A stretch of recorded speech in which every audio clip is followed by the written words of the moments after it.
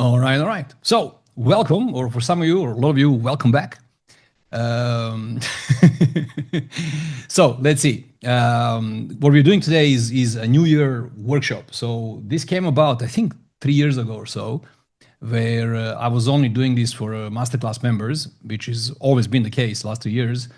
They loved it so much, they got so much value, and then every year they said, "Hey, are we doing this again?" So today is the first time ever that I actually open it up even for some, should I say, I can't say outsiders, for people who are, let's call it general public, people who aren't part of masterclass, and I just wanted to share some good vibes and perhaps make it a gift of some sort for those who would appreciate it. So how it works really for today, as you well know, I think you're all muted. The idea is that if you get my attention, you can raise a hand or whatnot, and maybe we'll talk. But I think we ought to have that little chit chat at the end, perhaps. I promise this to be about 90 minutes, and you guys know how I'm with time. so the idea is to perhaps deliver the workshop, and then if there's any Q&A or some sort, and all laid back, we can actually just stay longer. I'm okay time-wise. I just wanted to kind of deliver the whole workshop in 90 minutes for those of you who planned dinner, evening, and whatnot. In the meantime, however, I do need this chat box alive. So what I mean by that is, since I'll be the only speaker for a while, I reckon that it's not easy for me to do this unless I get some live feedback. If you're in a live room, things are very different. You can at least nod, I get to see you. But once I start the presentation, God knows how small your cameras will be and what I'll be able to see. So I do expect from those of you keen scholars of life, full participation in the chat box, and that's something that gives me instant feedback, obviously, if there's sound issue or this or that. But this is a workshop, meaning I actually hope you won't just be sitting back and watch and observe. I do hope you'll actually join us and make this a workshop, meaning hands-on. If I'm asking you some questions, which I will, ideally you actually answer them. And if you'd give me the pleasure of sharing this with you, I reckon that if you type your answers in the chat box, it really helps me a lot in terms of understanding where you're at, what you guys are doing, and what you're getting from this. So, okay, you guys heard all that? Yes? All right, cool. So let's see. I think I ought to just then fire up and start. So let me see, where's my thingy now? Share and share this screen. Ta-da. Okay, so I think having said all that, let's just start. I hope you guys are ready and keen to do some workshopy stuff. So let's see. We ought to start by having a look at the past 12 months, right? To see what is this last year, what was it all about, and how that affected us. So first question for you is, what was your intention? Perhaps a year ago, perhaps if you've done something like this or any type of New Year resolutions, question is, what was my intention? By my intention, I mean, you're asking yourself this question. So what was your intention for 2025? What was your intention? And as we said, you put something in the chat box, so I know that my sound is coming through and there's some action on your side.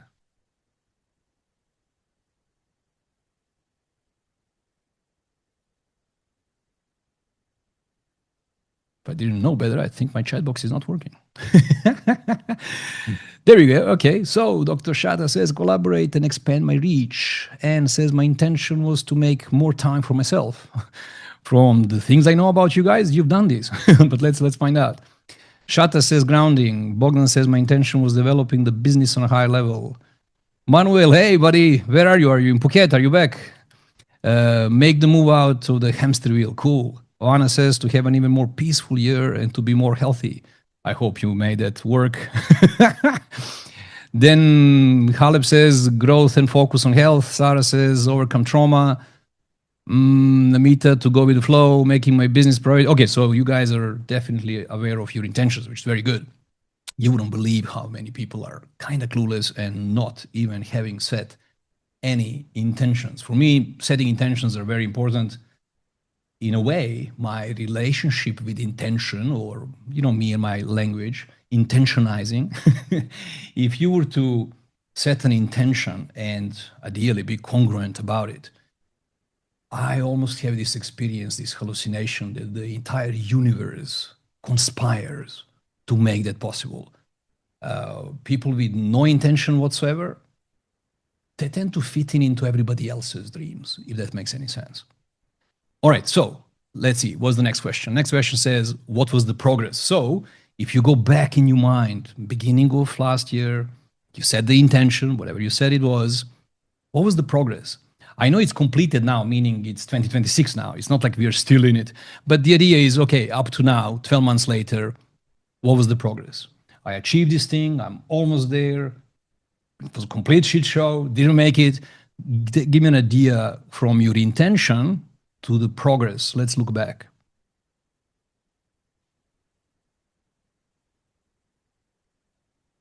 Vetu says, but I didn't because work drained me of my energy with its never-ending demands. And says shit show. Cool. You don't get to copy my words, but okay. They're not really my words, are they? So let's see. Dr. Shata says achieved with joy. Sarah, extremely good, but difficult to keep sometimes. Okay. Whoa. Shit. I need to keep up with messages now. Guys, sorry if I skip some. I'm just running through this real quick because it keeps jumping. Extremely good, but difficult to keep sometimes. Almost there. It was the tides, highs, and lows. Cool. Much like life. Ongoing for Roland. Shata says fully achieved. Caleb says achieved my preset goals, but realized I want even more. That's totally normal. Sipta, 50% completion. Nenad says, I'm satisfied with the progress. Did not achieve goals precisely, but had a lot of learning and made progress. Cool. Definitely more ups than downs and have a regular workout. Fall in love with Pilates. Cool. 4 to 5 over 10. Okay. Sometimes it worked and sometimes I didn't manage it. Still in work in progress, but grateful for the progress. Business-wise, goal achieved. Life to completely different route. Bogdan, that sounds familiar. Janet says, achieve my intention by being consistent. I saw improvements in all areas in a big way. Then we have, I achieved 2 things, bought a home for myself and a new car. Cool. That sounds good enough for 1 year. For, if it matches your intention. And says, challenging year, lots of learning one way or another. Veto says, I'm still striving to achieve my original goal, so I'm starting with a life coach to help me track my progress because I don't want to just sit in this rat race. Nice. Lana says, they've changed. They've changed, lol. I have new ones now. Cool. Safa, hey, beautiful progress, not what I expected or intended, but amazing, maybe even better. Work in progress. All right, cool. So, goals change as I change, heal, and grow. Nice, Olivia. Malek, getting more clarity through the ambiguity and great result with the authority building plan. You guys are using all these big words. Okay, cool. So what's the next one? Next one says, what didn't work this year? We'll obviously look at stuff that worked, but for now, let's first say or look what didn't work. So you had an intention. You just told me about the progress. What didn't work? Give it a thought and then tell me in the chat box. By the way, those of you who just joined, we started without you. We really started on time. If you're brand new to this community, please forgive us for being overly comfortable with one another and just take this on a very light note as we feel like this is like a little family over here already. So yeah, just like jump in and pretend you know us all and you can just join and be part of this group. Let me see. Where were we? Relationship didn't work. Relationships, better financial planning. Let ring go. This was either letting go with typo or you got divorced. Nihal. Let ring go. Emmy says time management been a struggle. Mariel better in time management. Cool. There's a theme now. Shata says ability to fit a physical activity routine didn't work. Caleb says spreading thin. Feta complete sport injury healing. All right. Cool. So those are the things. Oh, there's more. Outside of work obligations, I would say not mastering self-efficacy, learning how to self-regulate when the chips were down. Oana, all worked out. Don't know what I don't know. Nice. Namita, trying to control outcomes, managing time and energy. Whoa, this thing, thank you guys. This keeps jumping. I struggle to follow. Consistent working out routine. I've been thinking of writing a book for some time now. Last year, I thought I'd start with it. Still haven't started. Time management problems. If I can comment on this real quick, although I'm aware of my 90-minute slot here for you guys, time seems some sort of a theme right now here in the chat box. So I want you to consider that you never, ever, ever really have a problem with time management. You might be new to our group here, so you know, I'm a little bit crazy about linguistics and language itself. I can't teach you grammar, but language I can. It's very important how we internalize the words that we use. So when we say, I'm struggling or I'm not good at time management, it would be an interesting thing if you were to consider the idea that none of us really are managing time. Time is time, and we don't really get to manage it. We all have 24 hours a day, equally, each one of us. If you ever get to manage anything in this context of time, you're not managing time. You're managing yourself. So if you want to be brutally honest with your situation, you ought to consider that it's not that you failed to manage time. You ought to learn how to perhaps manage yourself even better. For what's that worth? My 2 cents. Okay, so then we have consistent working out routine, consistency in actions. Jayesh, you don't get to say consistent. You're actioning things all the time. But okay, you obviously know better. Lana, priorities were not right, so I was heading toward a path that wasn't aligning with who I am. Nice. Anne says, my body could have stepped up a bit to keep me on track. Took too much time caring for others. Sipta, clarity about what I truly want. Fera, connecting consciously with feelings. Nenad, Robert, are you writing down your answers? No, I'm too busy reading yours. I'll do mine after the workshop. I do this every year, by the way. What wasn't meant to work didn't. Nice one, Safa. Eddie says, I agree, consistency didn't work. Financial planning for myself and family. Cool. Okay, so next one says, why was that a miss? So the things that you guys said, this didn't work for me. Ask yourself, why? Why was that a miss? Why it didn't work out? If you don't know, you just say, I don't know. But if something comes up, tell me. Alignment with what I truly desire versus my fears and what I think. Nice.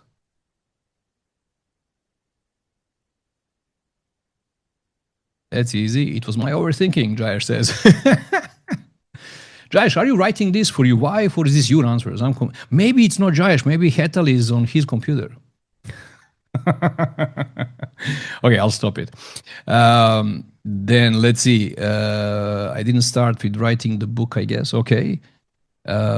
Being too attached to the outcome, I still didn't prioritize it enough. Too much emotions. Nihal. All right. I was not intentional enough of doing it. Have not freed myself from guilt. Emmy, change of priorities and bit loss of motivation. Jayesh, again, focusing on away from rather than towards. Beautiful. Olivia, limiting belief. Ahana, forgive me pronunciation of your names, guys. Focusing too much on the past, future, and not enough on the present moment. Bogdan, still trying to figure it out. Why? Cool. Namita, needed to have more clarity. Fatima, not knowing maybe how to actually do it, easier said than done. And I didn't give myself priority where I needed to. So I'm picking another pattern here, which you guys, because of your language, you're mentioning either misalignment with priorities or something that you wanted or your intention, you just didn't make it important enough. In other words, this what you thought you really, really want, and it's very important to you and you really wanted it, didn't match your unconscious values, what your unconscious mind, what your conditioning believes is actually most important. I'll talk about this. I have a slide for this when we talk about values, because your top 5 values will pretty much determine over 80% of all your self-initiated motivation.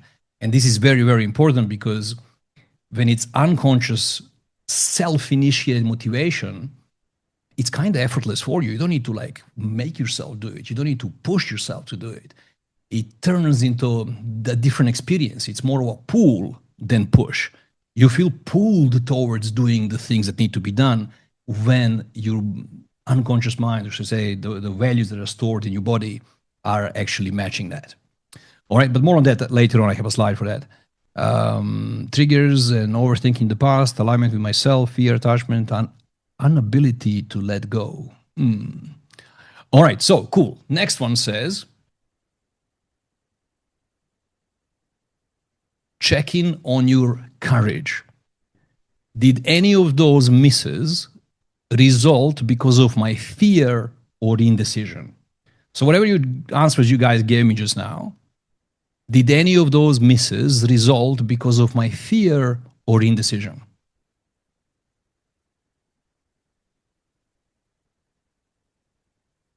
Yep, and yep. Opa, Roland says no. Nice. Sarah, success. Okay. Anna, indecision. Janet, yes to both. Whoa, suddenly chatbox is live. Yes, da-da. Okay, indecisions. There's always a level of fear. Yes, my indecision. Yes, no. Indecision, yes. Fear. No, because I don't do discipline and duty. I feel guilty. Okay. Cool. So lots of indecision and some fear was playing cards when you missed achievement, meaning when you failed for now achieving that thing. What was at play is fear or indecision, and only for a few of them it was no, it was something else. Cool. Okay. What's next? What was driving my year? So we're still obviously looking at these last 12 months. What was driving my year? Fear or courage? What was driving my year? Again, guys, this is the idea to just be brutally honest with yourself. Just pretend you're doing this just for you. Okay, how do I catch up with all this now? Fear, courage, courage, fear, courage, both, mixture of both at different times. Well, you can't have them both at the same time. Courage most of the time, survival, courage to carry on, courage on the other side of fear, courage, surviving both depending on the topic in focus. Cool. Okay, somebody just unmuted themselves, so I mute you all. There we go. Somebody was demonstrating courage and unmuted themselves, which is way too premature to be unmuted at this point. So for now, I just mute you. And if you keep doing that, I click the other button that says remove from the workshop. Okay, cool. So what's next one? Next one says, what generated energy and what wasted it? So have a look at your last 12 months. What kind of things, activities, behaviors, thinking patterns, environmental conditions, meaning socializing, things around you, anything whatsoever. What generated energy? What wasted it? So kind of two categories. These things generated, these things, these items wasted my energy, drained me. Talk to me. Or instead of talk to me, type a message. Don't talk to me.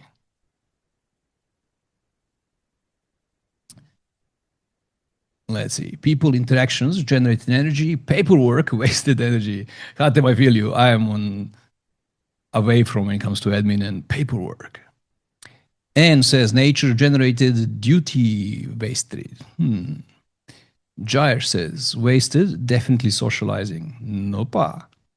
Vetu says, overthinking with work commitments. Bogdan, generated, sport, moved in another country, new routines, wasted, sadness. Nihal, focus, generated energy. What's the opposite? Generated energy, family, wasted it. This thing jumps. Wasted it, fear from failure. Oana, things I love to do, energy generated. Duh. Like Like, what an insight, eh, Anna? Things I have to do, wasted energy. How surprising. Feda says anxiety and overthinking. I'm assuming wasting energy.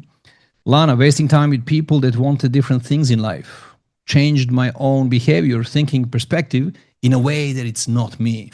Yeah, this tends to happen when we change ourselves to fit in or to please others. That tends to play out that way. Talib says generate energy, joining RSCI. Nice one. Wasted energy, trying many paths at the same time. If you had the time, Haleb, I'll talk to you about this one. Nihal, wasted, socializing. Shata, generated, self-priority, daily personal rituals. Farah, presence, generated energy, overthinking, wasted. Sarati, generate energy, knowing that I'm living in the feeling of my thinking. Yoga, nature, Wednesday calls. Wasted energy, overthinking sometimes, and junk food. Yeah, that tends to do that. Namita, generated, coaching. Nice. Wasted, overthinking, and trying to do too much. Jayesh, generated, master coach training. Nice. Feda, too much healing work, anxiety. Olivia, energy, staying in this conversation. Nice. Draining, socializing with non-like-minded people. Guys, those are all insights that are coming from within you. So idea is to actually contemplate or look at what you are saying to yourself. We can also learn from other people's comments, hence me reading all this stuff. Maybe some of it resonates with you too. Inner work, generated energy, scrolling social media, wasted. And generated time in nature, wasted ability in my mind to set boundaries congruently. Oh, I have another Robert here. Hey, Robert. Robert says anxiety. I'm assuming waste of energy was anxiety. Janet says nature and people, worry, wasted. Nice. Manuel, office, socializing, overthinking, wasted energy, working out, RS rewiring, deeper connections, resigning from job, moving to Thailand, generating energy. Okay, I was going to make a joke, but I won't, because I know somebody who also moved to Thailand recently. Malik says networking, generated energy, discovering new things and new places, admin work, wasted energy. Everyday inevitable cheers wasted my energy. The chores wasted my energy. The sheer drudgery of it. Also, social media wasted my energy. Positive achievements in other areas generated energy. Karen, generated family, work, community, friends, running, wasted, overthinking, sadness. Dr. Shata, generated people, connections, and grounding in my purpose. Wasted, binge eating and watching TV. Yay. Shata, wasted energy connecting with unaligned person or event. Nena, generated workout. Lots of workouts. Nice. Sipta, generated nature, traveling, healing, inner work. Wasted corporate work. Mariel, generated meeting more people, reading more books. Wasted overthinking. Lila says, or Lila, connection with God and breathwork. Nice. All right, good. I hope you're getting why we are doing this, because if you reflect back for last 12 months and say, hey, things I didn't achieve, things that were amiss, were primarily driven by fear, not courage. Then what was energizing me, what was generating energy? Well, these things. And what was draining me of energy? Well, those things. Something to pay attention to, something to learn from. Because if you don't learn, what happens? We keep repeating same mistakes until we learn. Next one, circle of influence. Now, guys, question is, how well did I show up? I'm not asking you, how well did I show up in your life? You are asking yourself this. How well did I show up from 0 to 10, mind you though, in your circle of influence? In other words, don't tell me about your relationships and any of that content. I just want you to rate in my circle of influence. Pick the, 3, 5 people you spend most of your time with, people that are constantly around you, your closest circle of influence, people that you have most influence over. How well did you show up? I don't care if they showed up or not. I don't care how they played. I don't care about any of what they did. I'm only asking you about your part. You may not have much say over other people's behaviors or them showing up, but you do have 100% responsibility, power over how you show up for them. So question is, how well did you show up? Let me go back to my slides. If I knew how. There you go. Opa. So, 30, 100,000. I said from 0 to 10. 5, 8, 7, 9, 10, 8, 6, 10. Personal life 9, work 4. Tells me something about your environment where you're working, right? Then we have 7, 9, 7, 7, 9, 9, 7, 7, 7, 5, 7. Always to the best of my ability. That's a nice, sexy answer, Anna, but what's the number? If you were to, I don't know, pick 3 people to make it easy and check how well did I show up from 0 to 10. 6, 9, 7 with family, close friends and clients. 10 with the rest of the world. 6. FEDA 11. I like those rebels. They can't do my boxes from 0 to 10. They go 11. Although I know she's just trying to communicate that she went out and beyond for them. Hey, Nenad, easy now. I'll take this personally. Nenad says 9 out of 10 because one of them moved to Thailand. I can't influence them anymore as much as I could. Sweet. I miss you too, buddy. Oana, 10. Aleb, I changed my surrounding. 10 with the new one and 3 with the old one. Sounds right if it's a choice, right? Malek, 10. Shata, 8. Cool. Okay. Please remember that no matter how they show up, it's 100% on you how you choose to show up. It's 100% up to you. So in that context, in terms of your influence on your environment, your immediate environment where you're most influential, what worked? You showing up as nicely as you rated yourselves. What worked? What kind of showing up worked?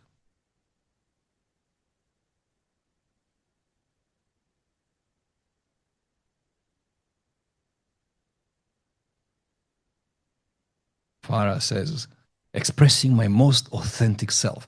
And that worked? So surprising. While you guys are thinking and typing, I'll just share some thoughts that Farah just triggered for me. She says, expressing my most authentic self. Those of you who have been in this circle for a while, you know my feelings about one owing to themselves to be nothing less than their authentic self. But sometimes we find ourselves in an environment where it seems like we get disapproved of when we are being ourselves. In other words, we get judged, labeled, criticized, and whatnot. And then most people, I would think, still kind of bend over to those rules and then start playing a role that's more acceptable. In other words, for them to do that, they need to like park themselves aside, put some masks or 3 on, and then play according to the rules, according to the expectations of those people that they are surrounded with. And whenever we do that, I think it's a losing game. I think it evokes all sorts of negative things, which I don't have time now to go into. So I find that being your authentic self is the biggest gift you can give to those who would normally disapprove of that. The only reason they're upset with you, the only reason they don't approve, the only reason they make fuss about it from their place of judgment is because on some deeper level, just hallucination on my side, on some deeper level, I think it pisses them off. It pisses them off that you get to be yourself and they can't for whatever reason or excuse. So I figured that the best favor you can do to the world, to yourself, to everybody who's watching is to be your authentic self, no matter what.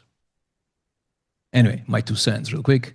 So scrolling back, state of presence, better communication, openness, safe environment, amazing parenting skills, even more motivated, positive influence on them, strengthen my relationship with family and friends and receive even more from life.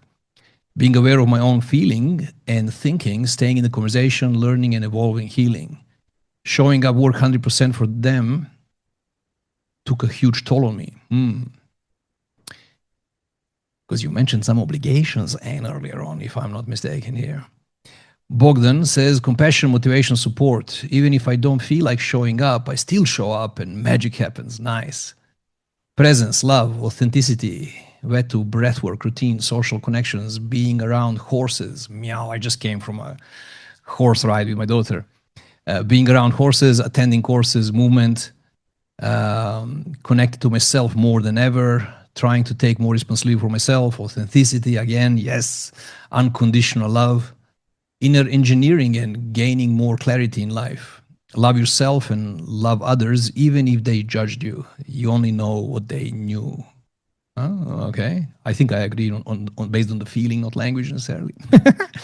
And says that's exactly it. I was honest and truthful, collaboration, support, doing my duties in my family towards the people I care for and love, following always the following my highest excitement with the best of my ability in any given moment. I love you, Malek.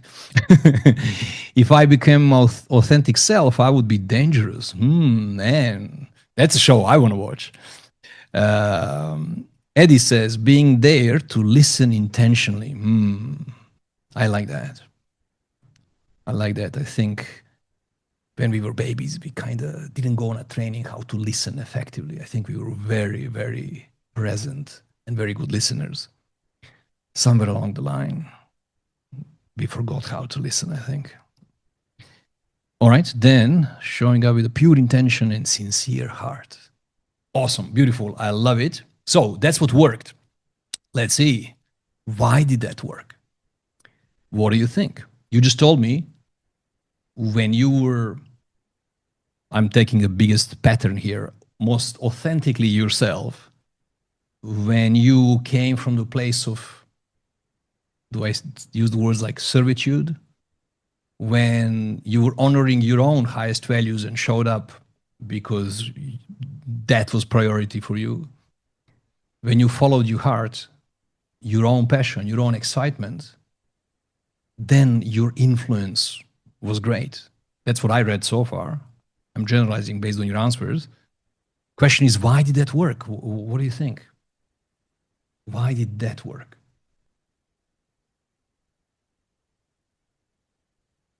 Oh, Olivia, because it came from my being rather than my doing. I'll translate in my own language, Olivia. You kind of said, because when I allow myself to show up as myself, authentically myself, it's effortless for me to show up.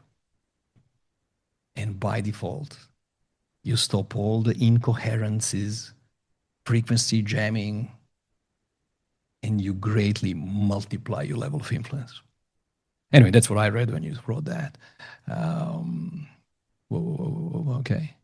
Flow, nice.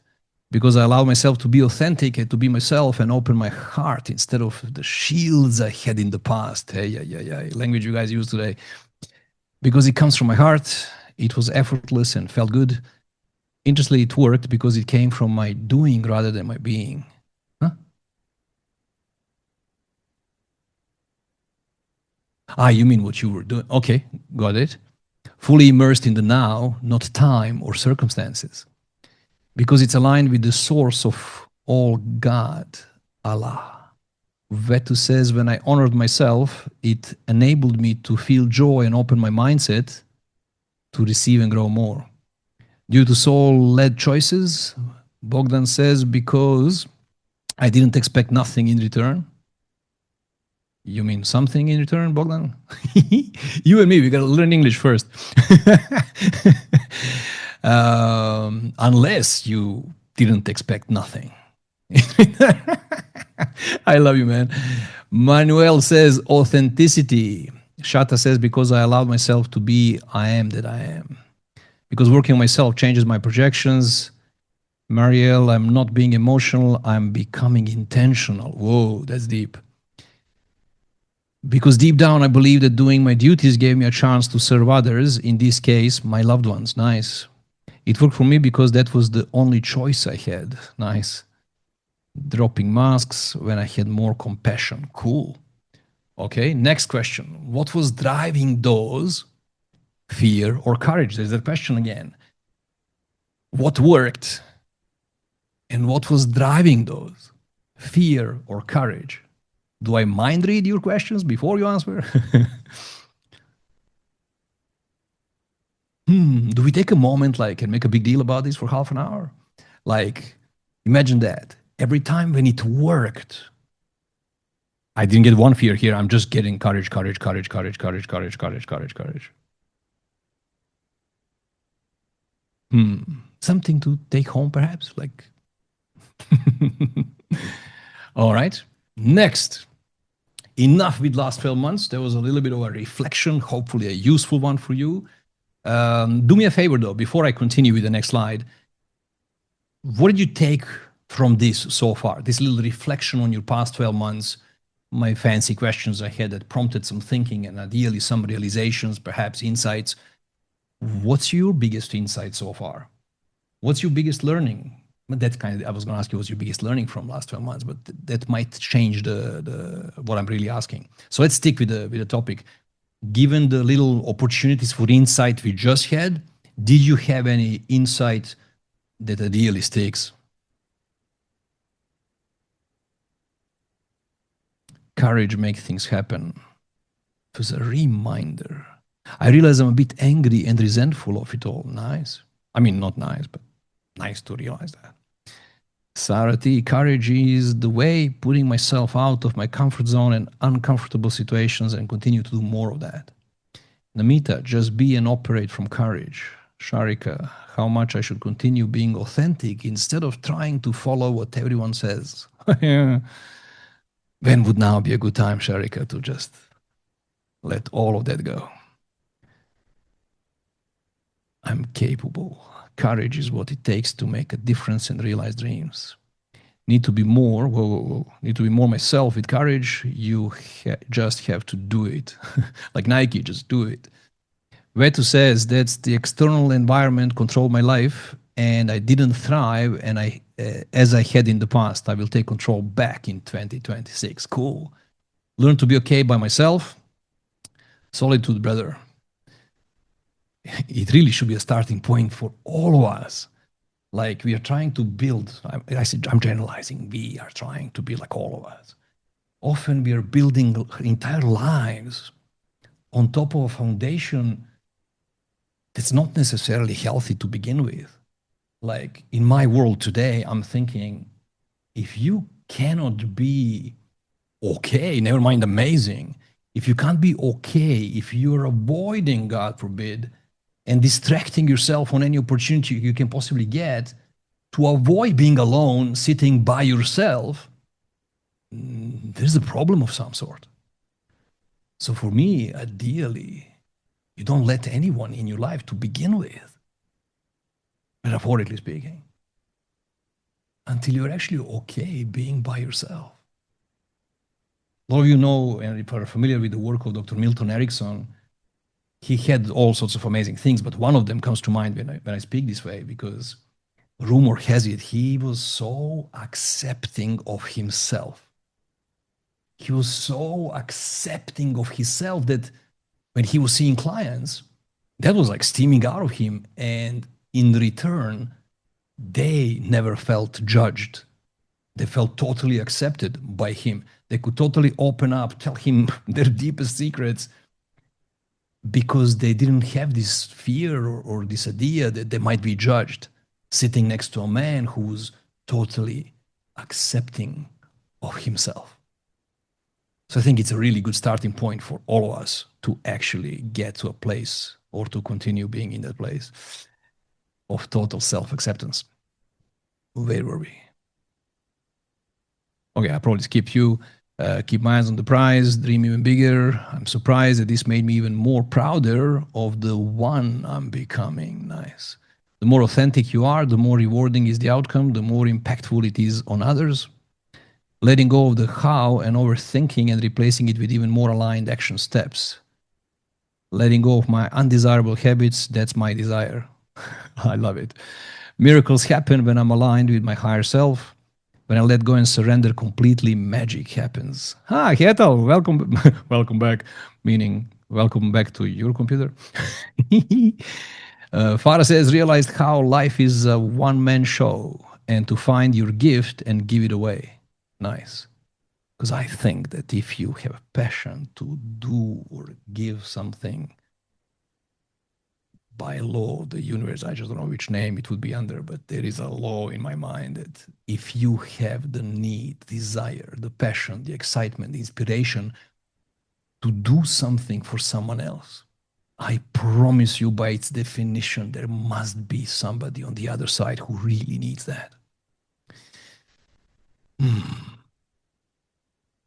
More consistency, no more running from, better emotions management. Nice. Acknowledge what is, let go even more. Cool. Okay, so then we continue. What do you desire for the new year? All right, so let's chunk that down. What do you want? It's a very simple question. What do you want? By the way, the only wrong answer is I don't know what I want, story, because we don't have time for me to now unpack that for you and to explain to you that you do know what you want. Okay, so just like do your absolute best to tell me something meaningful that you actually know that you want. And if you can't find any exciting goal of anything that you really, really want, then you gotta say something like, I want an ice cream or something, right? There's gotta be something you want. Not what you don't want, what you do want. Caleb says, this is a year when I further expand my current life of gratitude, growth, health, abundance, and service of others even more. My heart is thinking, where do I find these people? I love you guys. What do you want? So I want freedom. I want alignment. I want acceptance, peace. I want freedom to become my own boss, to serve others. Nice. What about the rest of you? What happened? This chat box suddenly slowed down a bit. It's like, wait a minute, this is important. I better find out what I want. Now, mind you, you showed up on a workshop about New Year, not resolutions, you know, but you knew that we're going to look at things like this, and you don't have a ready answer. Like, I know what I want. Or you're like, wait, this is now serious. Let me change what I thought I want. Let me think this through. Okay. Now you're spamming me. Wait. I want freedom to become my own. Okay, we've done that. Building a purposeful business with time, location, and financial freedom. More alignment, more freedom, more love. Farah, honey, just for you, you meant even more alignment, even more freedom, even more love. Chances are you have some of this stuff already. So let's not presuppose that we don't. Shata says, further expand my offerings through even better systems of monetization. Nice. Sipta, alignment, peace, acceptance. I want to not only start off with writing that book, but also complete it within specific time frame and get published. Yeah, let's do that. Then we have, I want financial freedom, coaching business up and running, even more of everything I already have. Kettle, of everything you already have. Think that one again. I'll rethink that one again. Shata, being, acting, showing and speaking my authentic self. Unapologetic self-acceptance. There we go, Sharika. You learn quickly. Mutually loving and aligned relationship, building an amazingly purposeful coaching practice. Financial freedom, reaching the purest, most authentic version of myself, or being even more at service to others to find their most authentic expression. Hey, Alexandra, I haven't seen you in a while. Even more abundance through alignment. Janet, business expansion, and like, leave me there. Okay. Oana, even more peace, synchronicities, and joy. Lana says, newness that is aligned with my morals, self, and what I believe in my core. I love that. No more staying in a road that's not for you. You must take that U-turn. Okay, I'm totally with you, just language-wise. Whenever you speak about your stuff, please do your best to be mindful, or should I say aware, of language, and use the word I. For some reason, we find it somewhat easier to linguistically change the referential index and switch from self to others when we speak of stuff that we actually care for. So look, newness that is aligned with my morals, good, self, and what I believe in my core, beautiful. But then you changed it to no more staying in a road that is not for you. Are you talking about me or yourself? Right? You must take that U-turn. Ideally, you're talking to yourself. Unless you were giving me advice, then it's obviously correct. Okay, then we have even more growth, professional advancement, and become a leader, even more aligned with even more abundance and self, and even more peace. I want to grow and learn even more, do even more coaching, and be even more disciplined with taking care of my health. Children. What was the question? What do you want? You want children, okay. Inshallah, then it says, cool. Okay. Alignment, time, and financial freedom. Anchoring my existence, more self-alignment, and make money. Okay. Children, letting go more, align myself more. I have been reflecting recently, and what I have always wanted is to be of service from the littlest thing to the greatest thing, and I have not been fully there for a while. All right. Make myself a priority, myself. You want yourself? I like it. Roland says, wait, this thing jumps. I want to be giving even more value to others. Shata says, updated, further expand my offerings through even better systems of monetization while prioritizing my family and health even more. Yeah, these two things can go together. Safa says, full presence and be fully myself to offer my unconditional potential. Awesome. Now I realized I managed to mess up these slides somehow, but hey, just ignore those red lines. It wasn't me. Nobody saw me do it. Can't prove it. That was Bart Simpson, by the way. Okay, so next question says, what would you do if you knew you couldn't fail? Very coachy question. Those of you on the call who are coaches, you already have this in your manual, but hey, have you done it yourself or you're just using it with your clients? So now's the opportunity for you to be the client and actually do the work. So question is, what would you do if you knew you couldn't fail?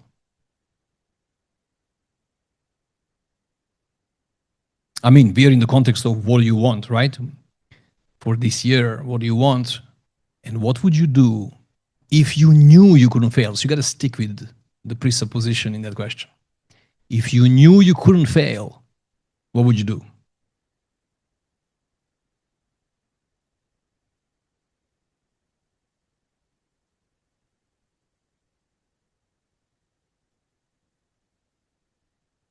Accelerated doing, jump all in. Yeah, Bogdan, you know the story. You gotta jump. Life brings you to the ledge. You gotta jump. But for jumping, we need courage, remember? And I get to say this to Bogdan because he's a man's man. And I find that when you tease a man and give him a challenge, an even bigger man shows up. Whoa, whoa, whoa, whoa. Okay. Guys, suddenly like 50 messages came through, so forgive me if I skip some.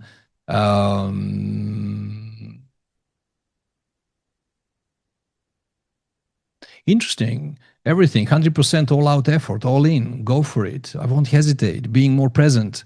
I'll continue working in peace and joy towards achieving all that I want. Start execution of all plans. I keep doing even more from what I'm doing. I do more without delay, all in, believe in myself more no matter the consequences, focus on my path. I'll be ecstatic naturally as my success, and possibility brace myself to write more. Hey. Anna, find the perfect balance between going with the flow and taking inspired action. Oh, Anna, I'm not picking on you today. It's just I use stuff that's in front of me, right? Find the perfect balance between going with the flow and taking inspired actions. How is this even two topics or two things? Because in my world, linguistically, taking inspired action is the very thing that gets you in the flow. Like it's the same thing. Think about that. Jair says, I would be actioning my powerful ideas. Alexandra says, win the lottery. Serious answer, be a successful and profitable full-time coach and trainer. I would be more disciplined. I'd let go, keep being authentically as I am, and everything is and will continue to align with my being. Just do it. Faster, inspired action, decision making. I'll continue the same path, being more motivated. Cool. So hopefully you're learning from some of these insights you guys are getting, because we call them insights because they come from within or from the unconscious mind, which you're not conscious of. It comes into sight. So you see it, you become aware of it. So I hope you're learning from your own insights. Next question. What would you want if you were guaranteed to get it? Come on, let's go beyond your perceived boundaries and allow yourself to contemplate what would you want if you were guaranteed to get it.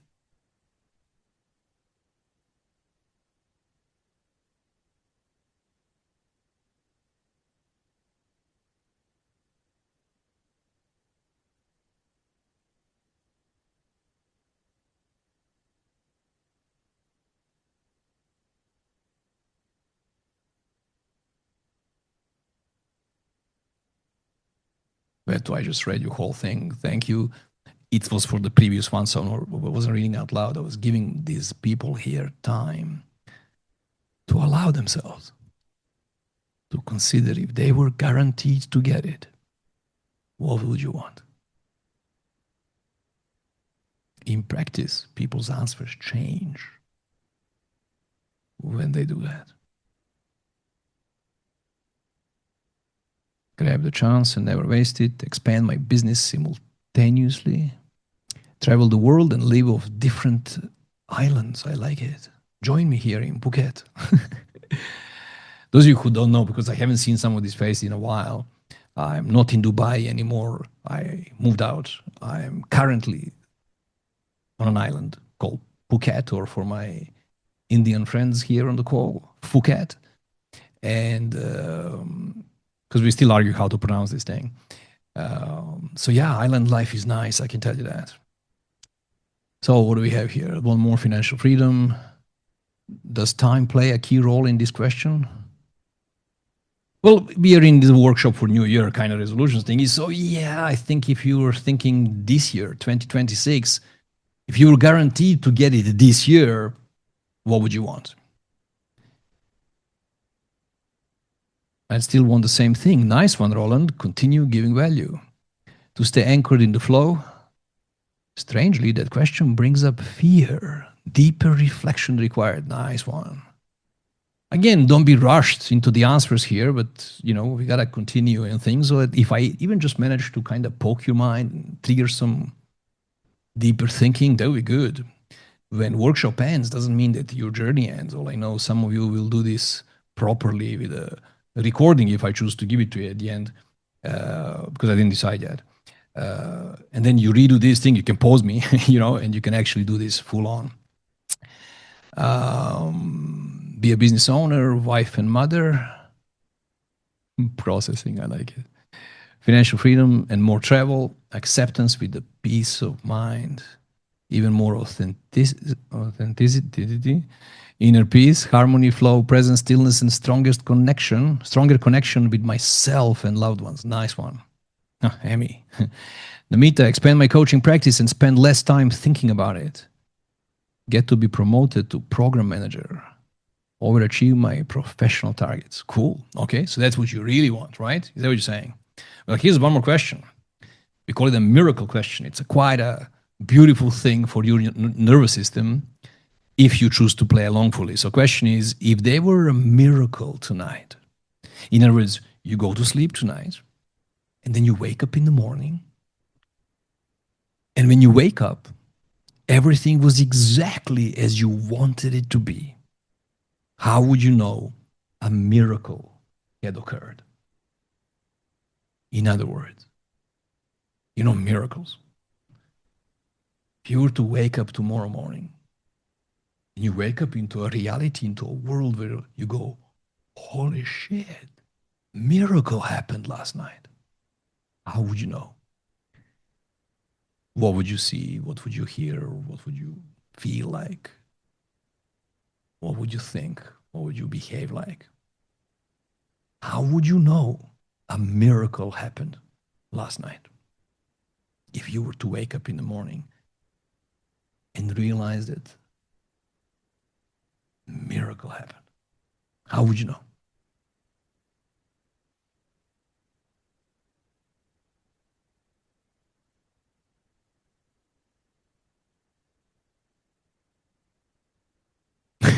Millions in my bank account. Cool.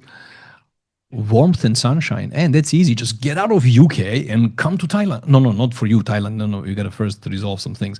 But like go to a warmer climate, man. My friends are like spamming me from Europe. Today snow showed up, but it's like this like for days or weeks now, really. They're like, I was like, how's weather? And they're like, they're just waiting for sunrise, as in like every day is same, like gray and sun didn't come out yet, kind of thing. And today they were like covered with snow and stuff. And I'm like, I'm so not envying you and enjoying my breeze here or my bike and just chilling. Anyway, I'm not gonna rub it in. Sorry. Very warmth and sunshine. To sell up everything, move to Spain. There we go. Probably I meet you there. Who's this? Emmy. Farah says the feeling of gratitude in every cell in my body. For that, you don't need to wait for a miracle. That's within no time. Jayesh, check my bank account while sitting on an island called Phuket. I gotta say Phuket, that's Jayesh there, so I gotta say Phuket. Because PH is pronounced F. Like a phone call, you know. Dr. Shata says I'll be going to the gym instead of work at 7 a.m. Nice. And yes, I'm jealous, okay? Wetu says my aura or energy field is flowing right now with just the mere thought of all my dreams being met. I would have a team and we focus on how to be of service in a more effective and efficient manner. I would love who I have become, no more inhibitions and serving as many people as possible each day. Like, where do I find you people? Okay, so mind you, there's like 3 answers out of this whole group, but okay, some of you might be still contemplating, some of you are maybe, I'm just, talking shit right now, but some of you are maybe worried if you put it in words here and you put it outside of you, that you'll have to then go ahead and do it. I'm not going to hold you for your words. I'm just asking you to think if there was a miracle tonight, how would you know?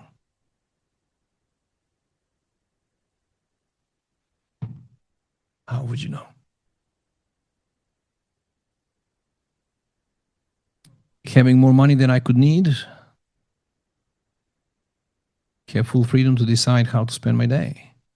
Being sitting in my living room, having a call about my New Year resolutions with RS and doing what I'm doing now, fa ha ha, alhamdulillah, and knowing that the love of life is on the call now with me. Okay, I lost you at this last bit. I always know something I don't. But Malik is trying to tell us that she's living her dream life right now. I like it. At least that's what I read. What my brain deleted, distorted, and generalized and made this about. Sarah says, my talk show is live now. I like it. I'd have all these women registered to my next workshop. All details planned. 500K in my bank account and getting ready to animate the workshop. Nice. You're going to animate the workshop? People do prefer animated workshops. That's why I, move my face all the time. Olivia, I wake up as a billionaire. That would be nice, but you put a very smiley face next to it, so I don't know what that meant. Meaning, is it too far or just funny? I'd have a 7-digit income from the royalties of the book that got published, and also I have fame. Hello? Farah says, I would feel joy, love, and abundance flowing within me and through me. I'd be unstoppable, Anne says. As if she's currently stoppable, I will mess with Anne. Guys, last question on this slide says, what would you see? What would you hear? What would you feel? What would you believe that would let you know a miracle had taken place? In other words, you kind of gave me a few answers of content of how would you know. Let's chunk it down. Let's get even more specific. What would you see, like physically? What would your eyes see to witness that miracle happen? What would you see? What would you hear? What would you feel? What would you believe? It would let you know a miracle had taken place. Caleb, I like it. Caleb says, I wouldn't know. Just realized I am living that life now. Difference is in the material and financial freedom. Cool. So while the other guys are perhaps going for a deeper dive and looking within for the answer, Caleb, I'll talk to you about this real quick. Well, not just to you, because let's not make it about money specifically, because what I was about to say applies to everything. I find that if you tried, you couldn't not be yourself. In other words, each one of us, we are a very unique, narrow core signature frequency, and you can't help but being yourself.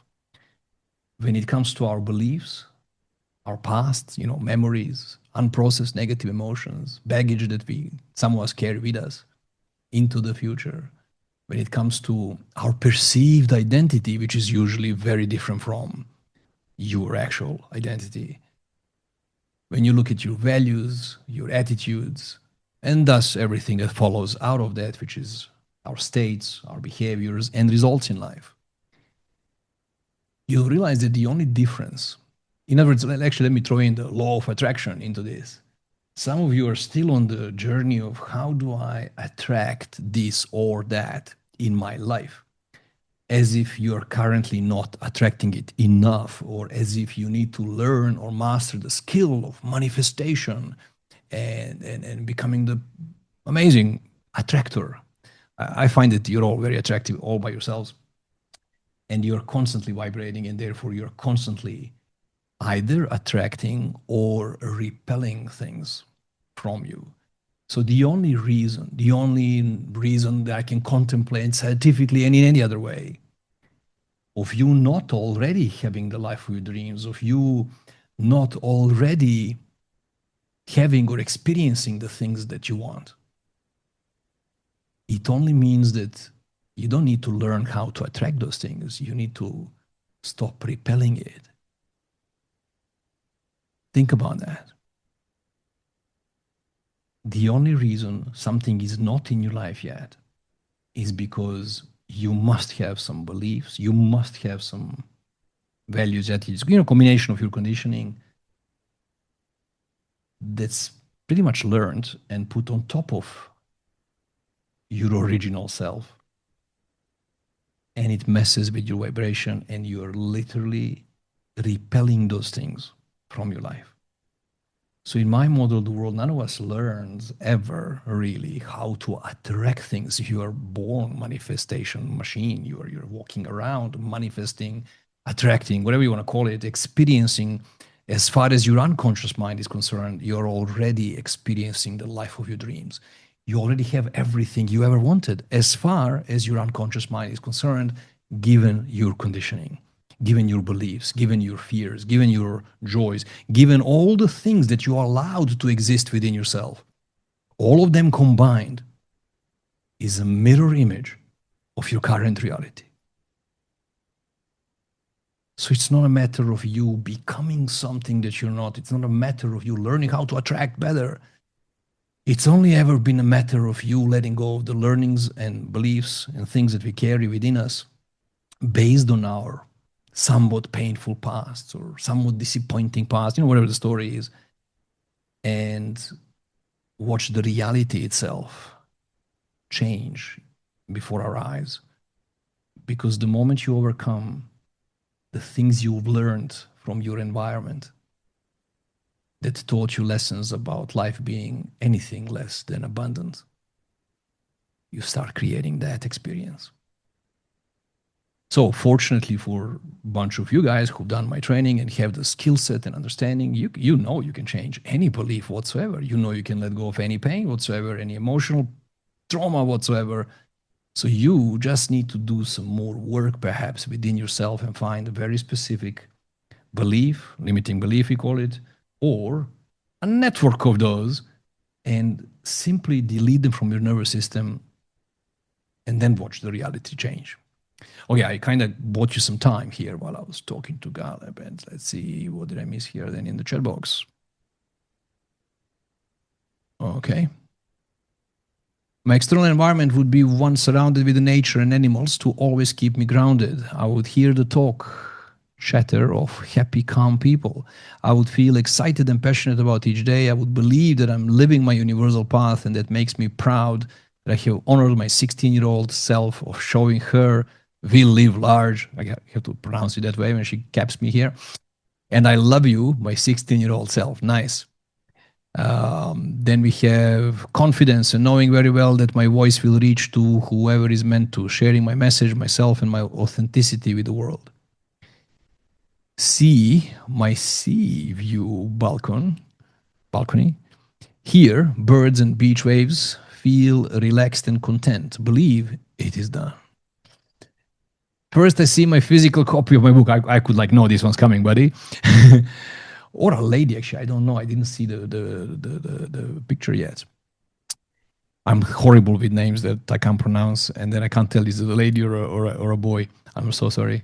First, I'd see my physical copy of my book. I'd feel on top of the world. I'd hear reviews of my book, written reviews, and my belief in myself, my abilities, my achievements would be reconfirmed. I love the language here. It's not like I would then have beliefs in myself and those things. No. They would be reconfirmed. Because for you to achieve these things, you ought to already have those beliefs, right? Then Namita says, I would wake up calmly, work out, and prepare myself for the day, delivering workshop to a room full of mirrors, feeling confident being me and being financially free and secure. Manuel, let's see. See the pure happiness, realization, and gratitude in the mirror. I would hear silence of the mind, calm down from concerns, overthinking. I believe that everything is possible in life. Nice. Alexandra, I would feel totally at peace and joyful. I'd see millions in my bank account. I would feel inspired that my work has created a positive impact on others. Galeb says, I just need to delete what I'm not. Nice. Unbecoming who you weren't is the idea. Emmy, wake up having complete clarity about my path, living my dream, everyday nature, witnessing it changing as the seasons change, full of energy and drive to help as much souls every day till the last day I'm living. Whoa. I would see my bank account, I would see the number and feel even more gratitude, believing that I'm able to continue to help others in various ways. I would see my ideas manifest into form, booming with global demand and desire, opportunities of success and love just finding their way to me effortlessly. I would be hearing fantastic reviews and more ideas. I would believe I'm already vibrating in my core frequency. I would feel more love and more gratitude. Safa says, I see the numbers in my bank account. I feel unconditional love, happy, grateful, fulfilled, so calm and ready to do everything naturally, effortlessly from within as it's me, through me, just being and following the flow. Hear laugh, calm, happy words, quiet conversations, even more now. Sweet. Okay, it turns me out. Okay, so next slide. I was hoping those red lines are going to go away, but no. Okay. So next slide says, quick refresher for most of you people know this, and I would think even general public people have this understanding already. So I'm just going to go quickly through this. What creates results in our lives? The idea is that all we really have in this context is results. So I don't care if you're talking about your bank account or your quality of your relationships or anything whatsoever in life. If I ask you about any area of your life and you give me a story, well, that's a result. So question is, how do we get result in our lives? What creates results? Well, what creates it is our behavior. And I tend to say that it's not just things that you do that creates results. It's also things that you didn't do that create the results. In other words, sum total of all your behavior, things you've done, combined with things you didn't do, created results in our lives. I could do 3 hours on this slide, but I'm not doing it. I'm just going to do this a very big picture. So what causes our behavior though? Okay, a lot of you, you guys must know that 95% of all our behavior is habitual. It's unconscious. It's driven from the unconscious mind habitually, effortlessly. So the idea is, well, if 95% of all my behavior is already predetermined and, I'm not even part of that consciously every single day, then what causes that? And the answer is state. Our emotional states determine the range of behavior we can access in any moment in time. So technically speaking, for now on the slide, if you look at, hey, how did I get my results? Well, it is behavior and lack of behavior. But if you look at the root cause of this is actually state, because state precedes behaviors. In other words, take it as a shortcut in life, if you will. If you were to spend more time in states that are, let's call it above the line versus below the line, right? If you were to spend more time in positive states, you would be only able to access positive, useful, functional behaviors, which would create those results. If you spend more time below the line, being drained of life force energy, then behavior that follows is matching that, and then the results are matching that. So on one hand, you could learn from this slide so far that all you really need to do is to have a little bit of a state hygiene and learn how to manage, how to... I'm choosing words because I know I don't have enough time to explain everything. You need to perhaps, in this context, perhaps you need to become aware of your states and learn how to manage them and be on top of what states you are in, because state will determine everything from there onwards. Okay? But now, rumor has it that 95% of all your states are also on autopilot, also happening from the conditioned mind. So the question is, what causes our states? Because I don't think any one of you wakes up in the morning and you decide to feel shitty. Maybe some of you wake up in the morning and you decide to be, good and amazing, and then you do that for as long as you can, stay consciously, which is only 5% of your day. But I think majority of people would agree that, dude, states happen to me. I mean, sometimes I'm down, sometimes I'm up, somewhere in between. But states, emotions tend to happen to me. Okay, I'm not deciding them from moment to moment. So if you look at the great, what causes our states? What puts us in a certain mood by default or habitually? Then the word I have here is called conditioned mind. Okay, we can use many different labels, but I use the word conditioned mind. It's very clean because it refers to the idea of sum total of all your knowledge, of all your life experiences. The sum total of that is what we call conditioned mind. Okay, so to chunk it down slightly, what is below this conditioned mind? We have values. These are the things that are important to us. Okay, values, stuff that's important. And I mentioned it earlier in the workshop. I said that your top 5 values in any area of your life would definitely, by default, control, or should I say, be the source of all our self-created, self-initiated motivation. In other words, all those times when you felt effortlessly driven, pulled towards something, obsessed with something to do, achieve, experience, that matches your inner core values, stuff that matches your unconscious current wiring. In other words, values are very, very important to filter. That determines our perception, determines our motivation, and all those things that are behind what I call effortless achieving, effortless life. Some people have values that are not very aligned with what they really want. Okay? Some people have values that are actually negative. They didn't plan this way. They just learned it from the world as they were growing up. And now they're effortlessly creating all sorts of problems in their lives because their values are misaligned with what they consciously prefer or desire. So, values, beliefs. I don't think I need to sell you the idea that your beliefs play a huge, huge, huge role in the way you interpret reality, your situation in life, your circumstances in life, the way you see yourself, the way you find your spot in this world, the way you relate to yourself, the way you relate to everything in this world, what you believe possible, what you believe not possible, not for you, all that stuff is belief structure. Beautiful reminder, though, perhaps for this workshop as well, is that no matter what beliefs you learned in life, a beautiful reminder is that you are not your beliefs. You're not. When you were a baby, all I know, you didn't have any of these beliefs. The environment you were raised in conditioned you, shaped you into the product, into the person that you are today. With all your beliefs, all your life experiences, what's left behind is beliefs, memories, values, attitudes, all these things I'm about to put on the slide.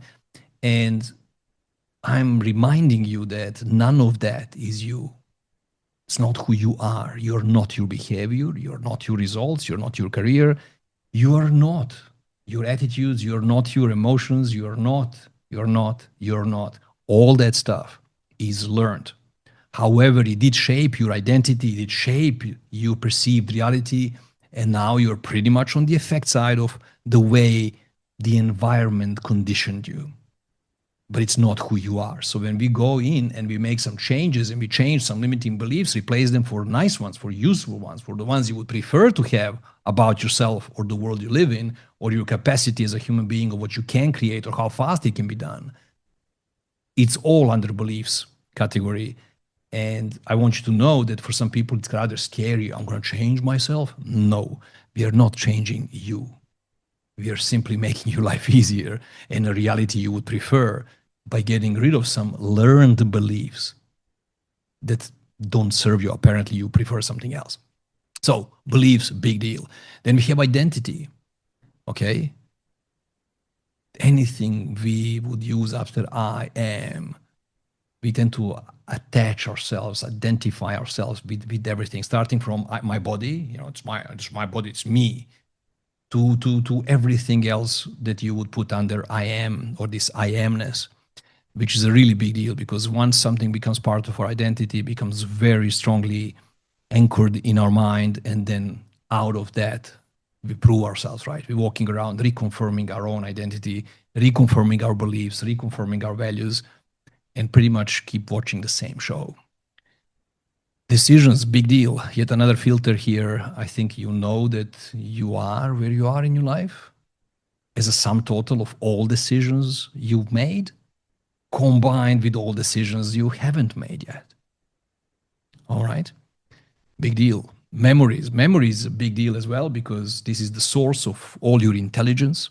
You guys probably know that your intelligence depends from your memories. Not how well you can remember, but from actual memories, from life experiences.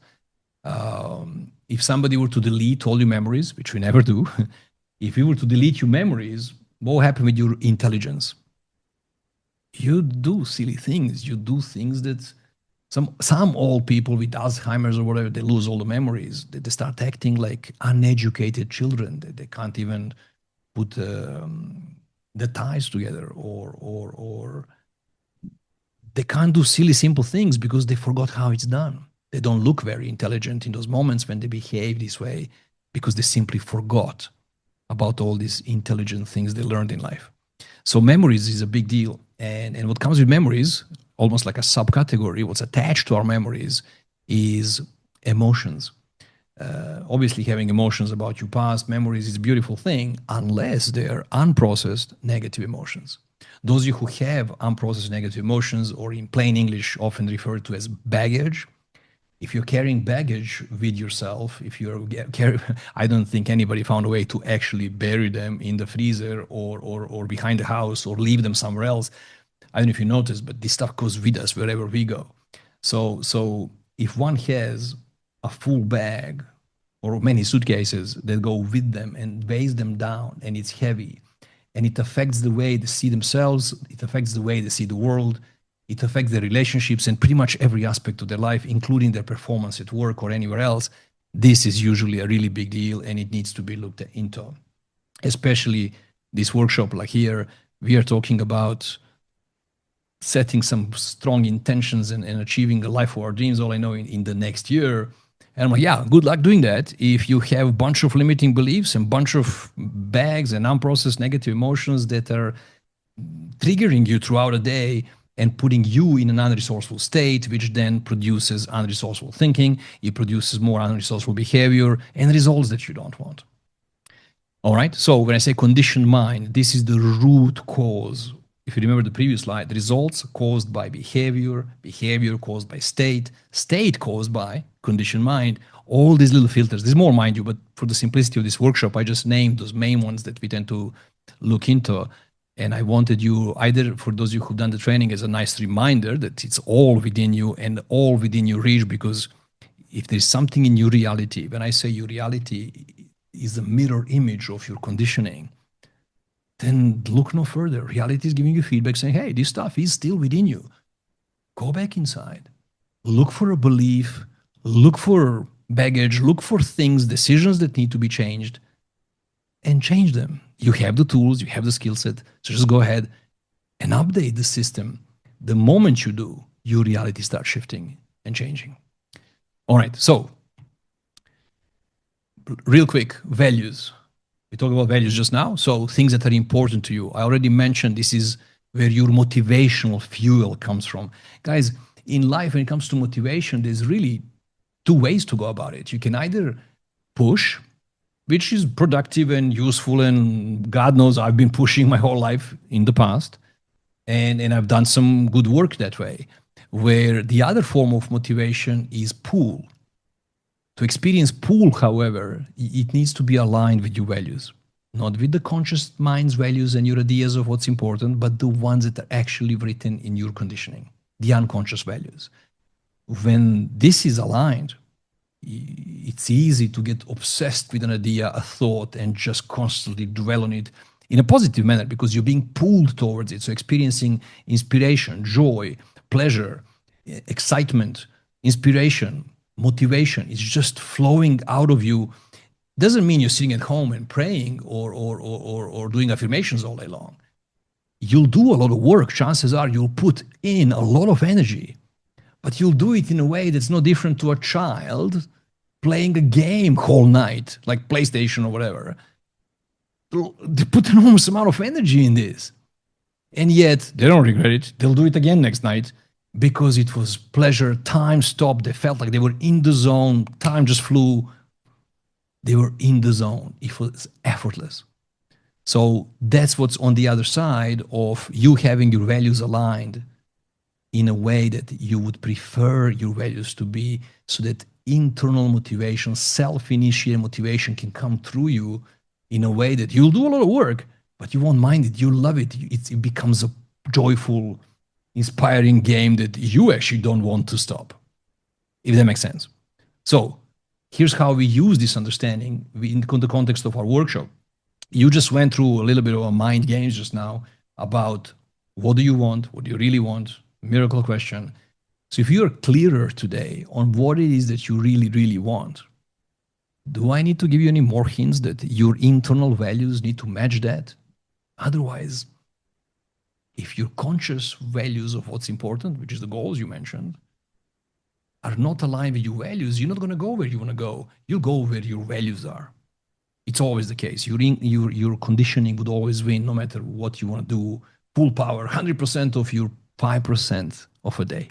Remember, 5% conscious, 95% unconscious. All your efforts, 100% push is only 5% in the game. So if you want 95% of the game to be in your favor towards the life you prefer, you got to align your values and have them match that. So as a little neat approach to this, rather than doing the actual values change on a workshop like this, which is not going to happen, what we can do our best to link that goal with things that are important to us. So look at your goal, look at your desired outcome for 2026, look at what it is that you really want, right? Look at it for a moment, stuff you wrote down earlier on, and then tell me, why do you want that? Why do you want that? It's a beautiful question because it will link that which you want with why do you want that? Why is that important to you?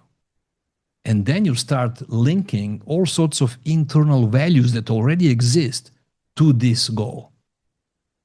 So go ahead, please, back in the chat box. I hope you're still with me. Go in and write down, why do you want this? Or why is that important to you? That goal of yours. Why do you want that? That experience in life, that achievement, that preferred outcome. Why do you want this? And or why is that important to you?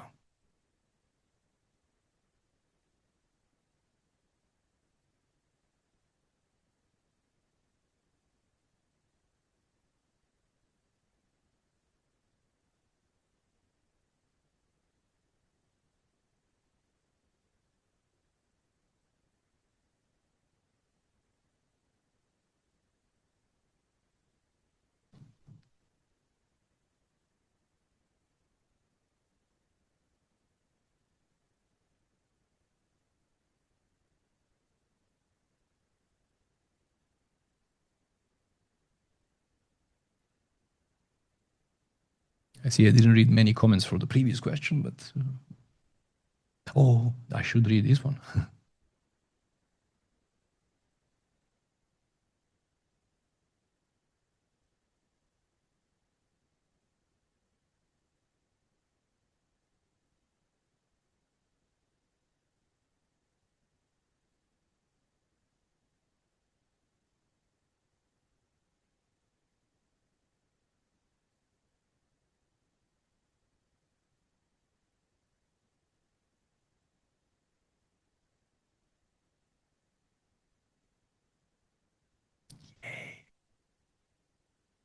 Thank you, Manuel.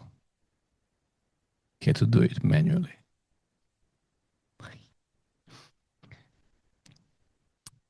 Okay, so let's see. Why do you want this? Where do we go? Because I'm so much more than the part I'm playing, and I have so much more to offer, and I need and want to be totally fulfilled because I know it's tangible and I know I can play 100% and I know how to do that. However, the guilt of not fulfilling my duty is more powerful. And you're gonna talk to me on one of those Wednesdays calls because, darling, you have some conflicts here. I think, given what I'm reading, if I'm right, we gotta just do parts integration and help you resolve this. There's no point staying in guilt over these two paths. It makes no sense to me, knowing what I know. So we gotta do something about it. It's not gonna go away on its own, is what I'm saying. Yeah, you're trying to intellectualize something that can be resolved in alignment with your unconscious mind, and I suggest parts integration. If I'm reading this as a conflict, please forgive me if I'm misreading it. Anna, because I deserve it, I'm worthy and can share with the other me's the level of energy I can channel. Nice. Empower myself to empower others, create passive income. Are we still in the previous question here? Okay, because I want to live my true potential and follow the highest excitement and my authentic self. That to action steps. I want to do this because I know I'm not fully living my universal path yet. There is something in me asking to be honored, even if it requires risk and uncertainty. I do not want to reach the end of my life wondering what might have been. I want to know that I listened, that I served my calling, and that I lived in a way that felt true to me, so I leave the world feeling at peace and fulfilled. To be happy, safe, fulfilled, and grateful. I want more alignment because it will help me be more authentic, and by that I can free myself even more and allow the flow to flow through me so I can serve even more and even better. It continues to fulfill all my needs, 4 basic and 2 supplemental. Nice one, Roland. I think it will allow me to live my life as its full potential, to prove to myself that I can, because this is my highest excitement, because I have a gift and it's time to share it with the world, to fulfill even more my contribution, serving and connection needs, because it's the real me. Nice. Oops, this thing jumped. Okay. Have a specific idea what I want to write, and I want to reach out to people who probably can relate to it. It's my way of service to others. If I can bring awareness and make one person's life better with what I have to say in my book, I'd feel privileged. So that's why I want this. So the value I see here is service to others, a bite through a book. I'll bite through a book. Live a fulfilled, happy, and abundant life with inner peace, impact many others in a positive way. I hear you, Manuel, and I'm like, if I was with you one-on-one here, I'm like, okay, and I want to know, why do you want this? Why is that important to you? Abundance, financial freedom, warmth of family. See, guys, you're still pitching me concepts and things and the details of what you want. I'm saying, why do you want that? I'm saying, why is that important to you? I mean, beautiful intentions you guys have. I totally honor it, and like, humble. I mean, as I can't believe. Yeah, I know what kind of crowd is here, but still, it's a beautiful thing to read your intentions and desires and see how much we're all actually really aligned here. Oh, here we go. This must be serious. Where is he? Malik says, so in the day of judgment, when I will be asked about the 5 elements, the reply is outstanding. The 5 elements are as per the Hadith. The Prophet Muhammad said, the feet of the son of Adam will not move from near his Lord on the day of resurrection until he is questioned about 5 issues. His life and how he lived it, his youth and how he used it, his wealth and how he earned it and he spent it, and how he acted upon his knowledge and his body as to how he used it. So she said her reply would be outstanding on all five. Nice. Mariel says, I want to live a life with purpose, helping others succeed while continuously growing and discovering who I am meant to be. Beautiful. Because it would make me happy. I like it. Okay. Now, guys, there's no way I'm going to like leave it at this. Given what you guys wrote, which is beautiful, if you were my client, we would do something a little bit deeper than this. So instead of the question, why do you want that? And then you give me an answer like this. And then I go, okay, and why is this important to you? And we actually dig into values. You telling me it's important to me because blah, or maybe blah, blah, or maybe you give me 2 or 3 things. I would take it all. And I would then say, great. And why else? And if I ask you why else, you got to come up with something else. And then you do, and then we write that one down as well. And then I go, okay, and why else? And if I was your coach, I would sit with you there, almost like pin you down, metaphorically speaking, and I wouldn't let you go anywhere or do anything or think about anything else until you give me quite a few different reasons why. If we do this and start eliciting your values, they're literally going to be linked, your internal values, with the goal at hand, with this intention of yours. I told you already that values play a huge role in our life in terms of that self-initiated motivation that makes you experience life in an effortless manner when you're actually going towards things that are coming, or should I say, aligned from your values. So I'm going to give you some homework if you guys are keen. I don't want to call it a task because then you have to do it as a client. So let's pretend I don't really care and I don't need you to take this as a task. But I would task you, if you were my client, I would task you and ask you to continue this slide, this question, and give me, elicit at least 50 different values. Why is this important to me? And then again and again and again, I need you, I'd like you to not do anything else later on until you get 50 different reasons why you want this. Why is this important to you? You do that for yourself, not for me. You link all those values, 50 different important values, to this intention of yours, to this outcome. And that would be a little bit manipulative from your side, and you'll have all sorts of unconscious support, cooperation in achieving this goal. I hope that makes sense. Say yes or yes in the chat box so I can move on. Like yes or yes. Nice. There you go. Thank you. Okay. So next one. We're not done. I don't know what's next. Next is decisions. All right. Another filter. Remember, part of our conditioning. So let's talk about decisions real quick.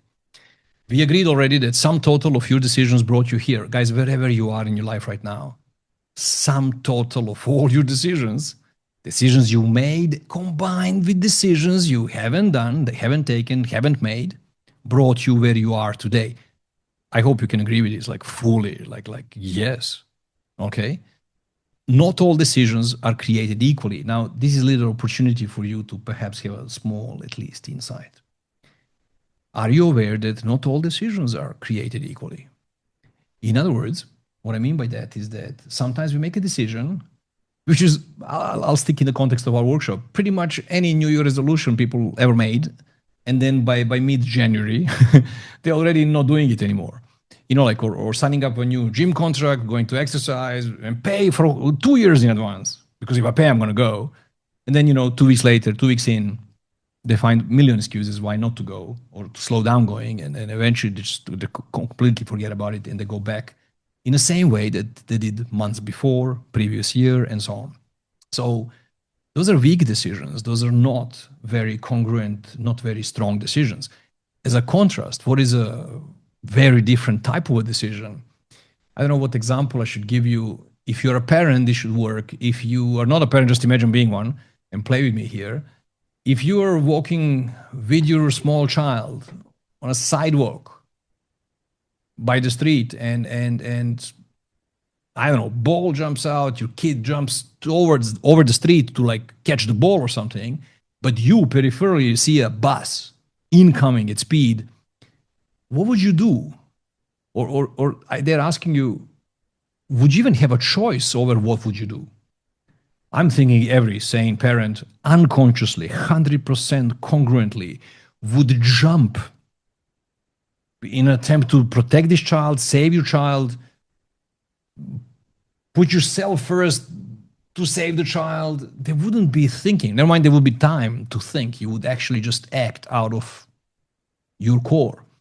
So wouldn't you agree, if you play with this example, if that's you, if you would jump and just do it, would you agree that's not the same kind of a decision versus some New Year resolutions, some goal setting and those things? It's usually not with the same level of commitment, dedication, volition, because it's coming from a different place. It's coming from your conscious mind having desires and things and items and houses and cars and fame and whatever it is that you think you're inspired about. But it often is misaligned with your values, with your beliefs, and the rest of the conditioning. Hence, short-lived decisions, ideas that are not backed up by all of you. In other words, conscious mind, yes, I want this. Unconscious mind goes, yeah, but. And then we have beliefs, self-sabotage, limiting beliefs, limiting ideas, fears of failing, and or fears of who will I become if I achieve all this fame and success, to beliefs, I don't deserve this, I'm not good enough. Just mix any of this stuff in and see how well you show up when it comes to actualizing that new decision. This is where all these self-sabotaging patterns come up from, doubts and those things, and that obviously has a heavy strain on our performance and our ability to actually manifest what we want to create. So, reminder that not all decisions are created equally. We'll do for now. In different words, question is, this stuff that you just told me you really want, are you interested in creating that? Or are you 100% committed to creating that? There's this idea that if you're only interested, nothing wrong with that, but if you're only interested, you will do whatever's convenient to create that. Whatever's convenient. But the moment, we say push comes to shove, the moment it gets difficult, the moment you're required to step out of your comfort zone and stretch yourself and become someone else in the process, become more, expand your awareness, expand your behavior, range of your behavior, expand this, expand that, suddenly that becomes uncomfortable. And people who are only interested in creating the life of their dreams, we find them folding at that point and going back to the comfort zone. Okay? So people who are only interested in creating the life of their dreams or your goal, whatever that is, they'll do whatever's convenient. People who are committed to their goal, to their preferred reality, they'll do whatever it takes. It's not about, I'm just interested. I am doing whatever it takes. Sure, I'll fall. I'll wipe myself off. I'll get up and I'll try again. There is no plan B. There is no, well, if it fails, I'll give up and do something. No. This is what I want. If you are aligned with your beliefs, with your values, it's actually effortless to create that. If you're not, it becomes a struggle, it becomes a learning curve, it becomes all sorts of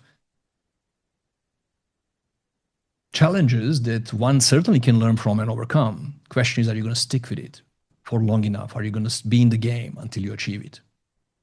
Are you open and willing to change? To change who you are, to change, meaning your beliefs and stuff, your identity, because you can't change who you are.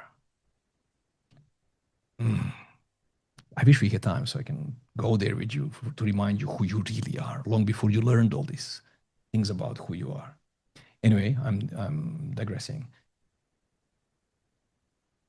It becomes a journey of you shedding layers and masks and things that you learned from the environment who weren't you in the first place.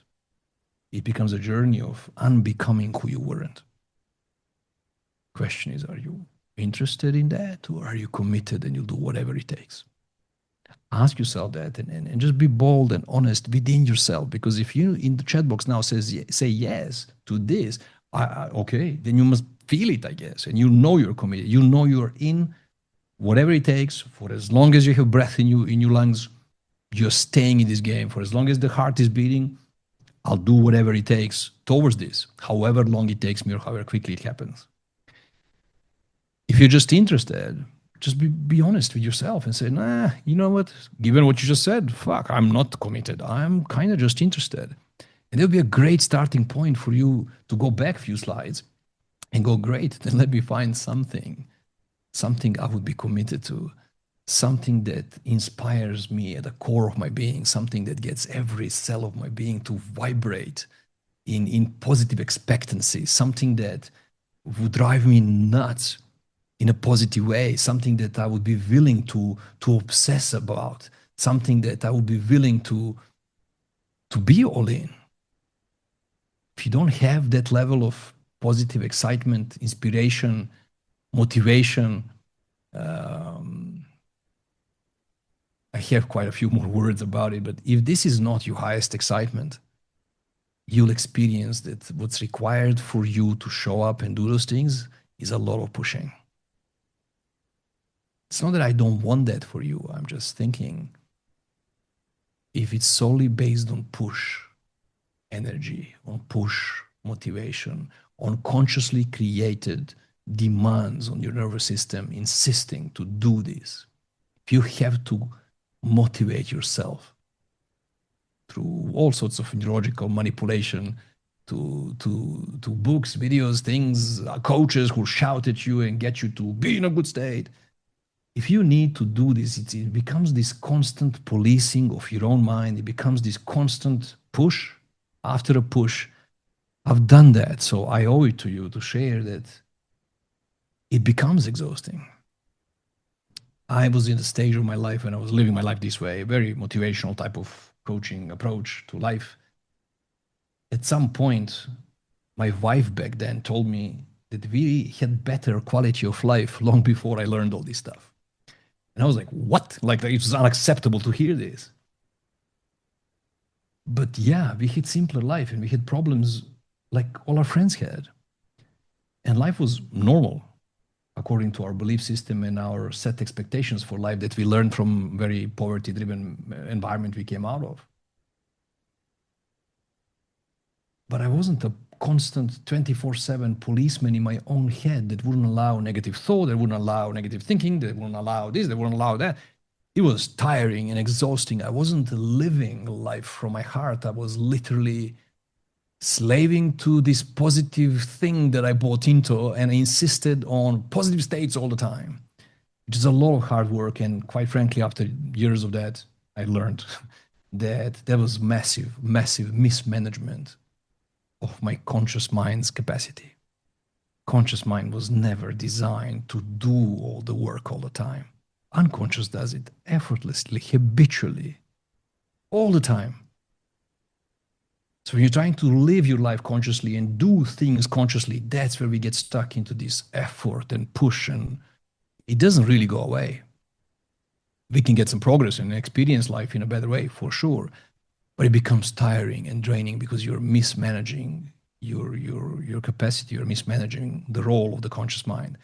Conscious mind's role is not to create. Conscious mind's role is to do what we're doing today. Evaluate my life, evaluate my results, go into my heart, get a line from within, like, hey, dude, what do you really want? And you get clear on what it is that you want, then job is for the conscious mind not to find out how to do it. Unconscious mind is a machine to create stuff effortlessly for you. Your job is then to communicate that effectively to the unconscious mind. To go do some digging, do some auditing, self-auditing. Hey, which beliefs am I holding that are not supporting this story? Which limiting beliefs am I still subscribed to because I learned it from my childhood, when I was 6, and I don't know, I'm coming back with weird examples, I won't say them. During show and tell, I decided I'm not good enough.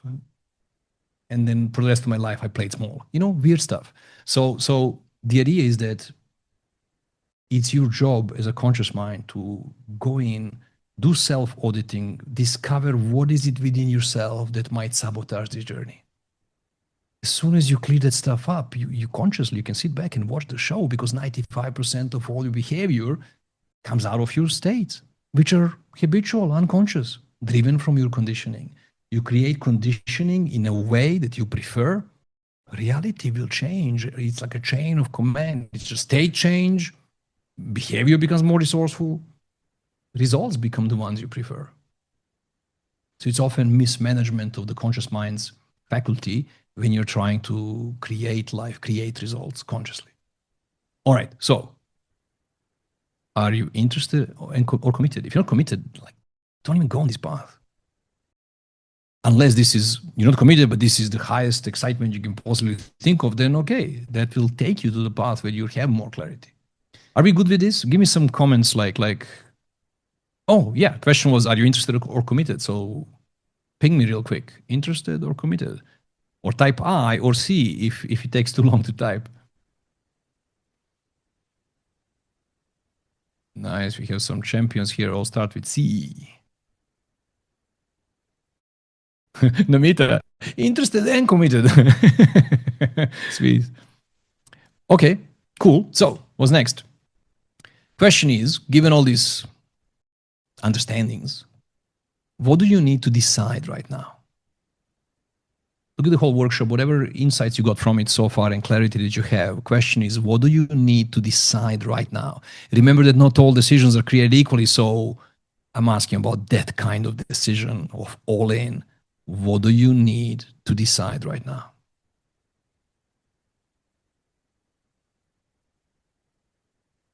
And I'm loving your message. Come on, guys. What do you need to decide right now? I'm hallucinating. You must have enough clarity right now and you know what you need to decide. Shit, I just saw the time. You're way over 90 minutes. My apologies in case you had to leave. Okay, Alexandra will start committing to do the 50 plus reasons. Cool. Namita will decide to work on some limiting beliefs. Great. To make more intuitive choices. Great. Clear the baggage. Okay. All right. Next question. What needs to change right now? Come on, use that juice and tell me what needs to change right now.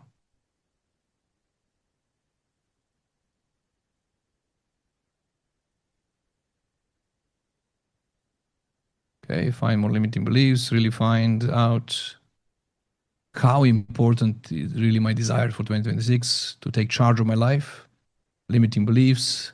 I decide to believe I'm here to evolve my soul to the best of my ability and to make this human experience as meaningful, conscious, and loving as possible. I choose to heal what I can within my lineage, break inherited cycles and patterns, and learn the lessons I came here to learn. My intention is to create a positive impact, live with integrity, and honor both my soul and my ancestors so that at the end of my life, I can say I truly lived a life worth living. I'm so glad I read the whole thing. Self-doubt and ambiguity, time management. Sharika, I know you don't want to decide self-doubt and ambiguity, but perhaps make a full sentence there, right? Time management again. Procrastination, change the priorities, release limiting decisions that's holding me back. I need to stop playing small and stop trying to control the outcomes. Nice one. Step into my power. I like the way that sounds. Procrastination. Farah, procrastinate. Just postpone it next time it shows up. Just postpone procrastination, and apparently you're good at that already. So there you go. Okay. So what's next? Hey. What are you committing to do now? I think it's the last one for this slide. So what are you committing to do now?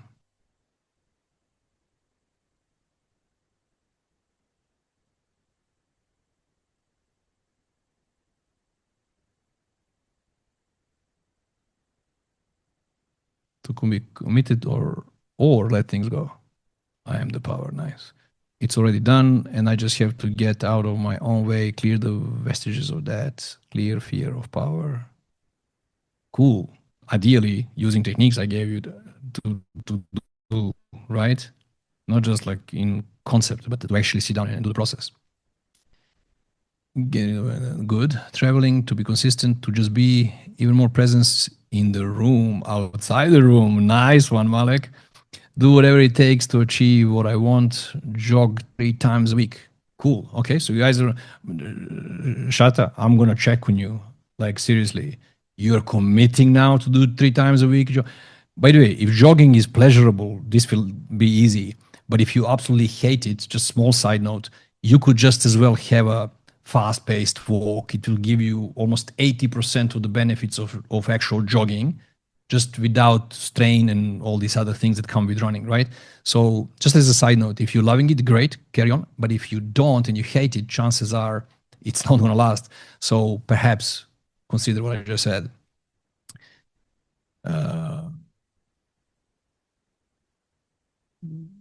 I had 16,500 steps on 31st of December. I was like, what? I walked on the beach a lot. Okay, then we have more consistency because fear is no longer in control to do what needs to outsourcing resources like therapy off the cushion. Okay, nice, off the cushion. Yes, be consistent with my action plans. I love it. I'm committing to clear anything that doesn't serve me or my goals. Nice. Okay, speeding up a bit. I have a whole 2 more slides, I think. Hang in there. I mean, time really shouldn't matter, but we said 90 minutes. I'm trying to like squeeze this into your plans and stuff. I'm glad that you actually showed up and honor the time for yourself to do work like this. Who does this, right? Netflix is more important, you know. Okay, so let's talk about another item from that list of our conditioning and talk about identity. I think a lot of you will find this as new content for you. So the role of our identity. Do you guys know what identity is when I refer to this? I mean, I could take this whole conditioning and call it identity because it really is based on all those beliefs about yourself and all this I amness, all this stuff you attached to yourself as if it was yourself plays a huge role in the way we relate to ourselves and the world around us. It affects every aspect of your life and every aspect of your being. So it's really a big deal. So we have 2 sides of our identity, and we don't have time to discuss that. Yes, it's 3 sides. It's always trinity. It's never just duality. So just for the context of this slide, stick with me. Let's talk about 2 sides of identity. On one hand, we have this unresourceful self. And on the other hand, we have what we call a resourceful self. So my question to you, I don't think I need to explain the words like unresourceful self. This is for me when your feelings, your state is below the line. This is where I'm not full of energy, life force, inspired, beaming, and just ready to do whatever it takes. It's the opposite. It's where I'm feeling tired, drained, lack of energy, lethargic, in pain, so below the line, unresourceful. Now, when I'm unresourceful, I'm having experience of life as a somewhat muddy, dark one, a gray one at least.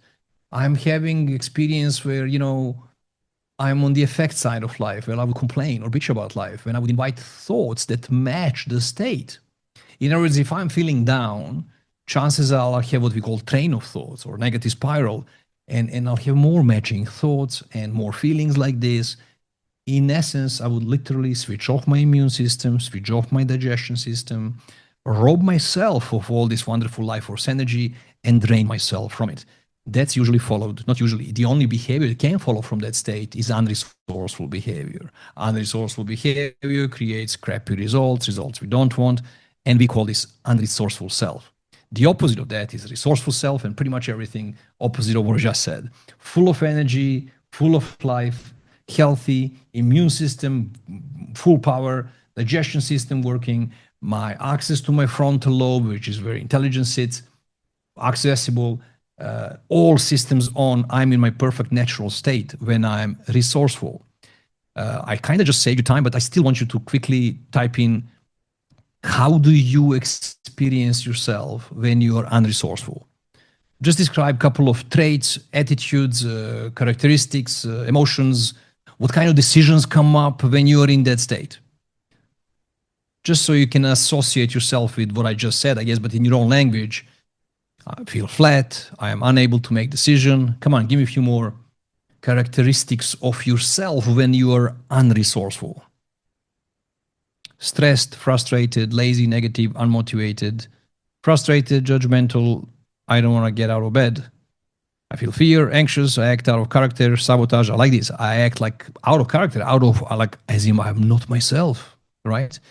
Unfocused and lazy, drained and not motivated, blaming others. Cool. Okay, thank you. Now let's do the other one. When you are feeling like your resourceful self, what traits, qualities, characteristics, emotions, attitudes, decisions come up when you're in your resourceful self? When that identity is on and you're feeling good, you're feeling above the line. Energized, excited, creativity, energetic, full of life, joyful, focused. Excitement, powerful, locked in, very helpful, inspired and focused, energetic. Energy, excited, creative, joyful. Aligned, fulfilled, happy, joyful, courageous, full of light and life. Certainty and clarity in expression. Can't wait to get up and kickstart the day. Too much. Able to achieve. I'm powerful. Dreams come true. Guys, it seems to me you have an abundant ways of telling me. There's so much more content now when I'm asking you about the good stuff, which only tells me what kind of people are on the call now. Because in a normal crowd outside of my coaching sphere, people who haven't experienced our work, I ask them, what do you want? Or, this positive stuff. They go, zero clarity. Ask them, what you don't want? What are you trying to get rid of? Oh my God, list comes in. Kind of opposite happened on this call, and I'm very pleased to see this. I'm powerful, dreams come true, grateful, unstoppable, inspired, in flow, enthusiastic about the day. Too much, I like it. Able to achieve. Okay, cool. So that's your resourceful self. Oh, while we are at this, give me a name. Let's name them. Give me a name, a nickname, Your name, you have a name, but give me a nickname for unresourceful self and give me a nickname for resourceful self. Let's be playful about this. How would you nickname yourself being the negative one, or should I say unresourceful one? And what kind of nickname would you give to the version of yourself, your identity, when you're resourceful? Let's give them some names.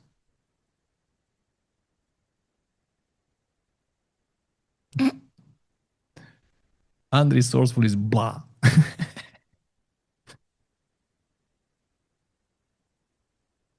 Guys, just type in blah and blah, because I'm pretty sure I'll know what you meant. It's usually easy. You see, boring, jumping, I know what she meant. Boring is unresourceful, jumping is resourceful, I guess. Angel, devil. Farah just took the words out of my mouth. Cool. Resourceful is moi. Nice. RR versus RR? Small letters and capital letters. Okay, and I almost missed it. Sad Sally, Debbie Downer, Negative Nancy. They're all unresourceful, okay? Sharika Pro Max and Mini Girl.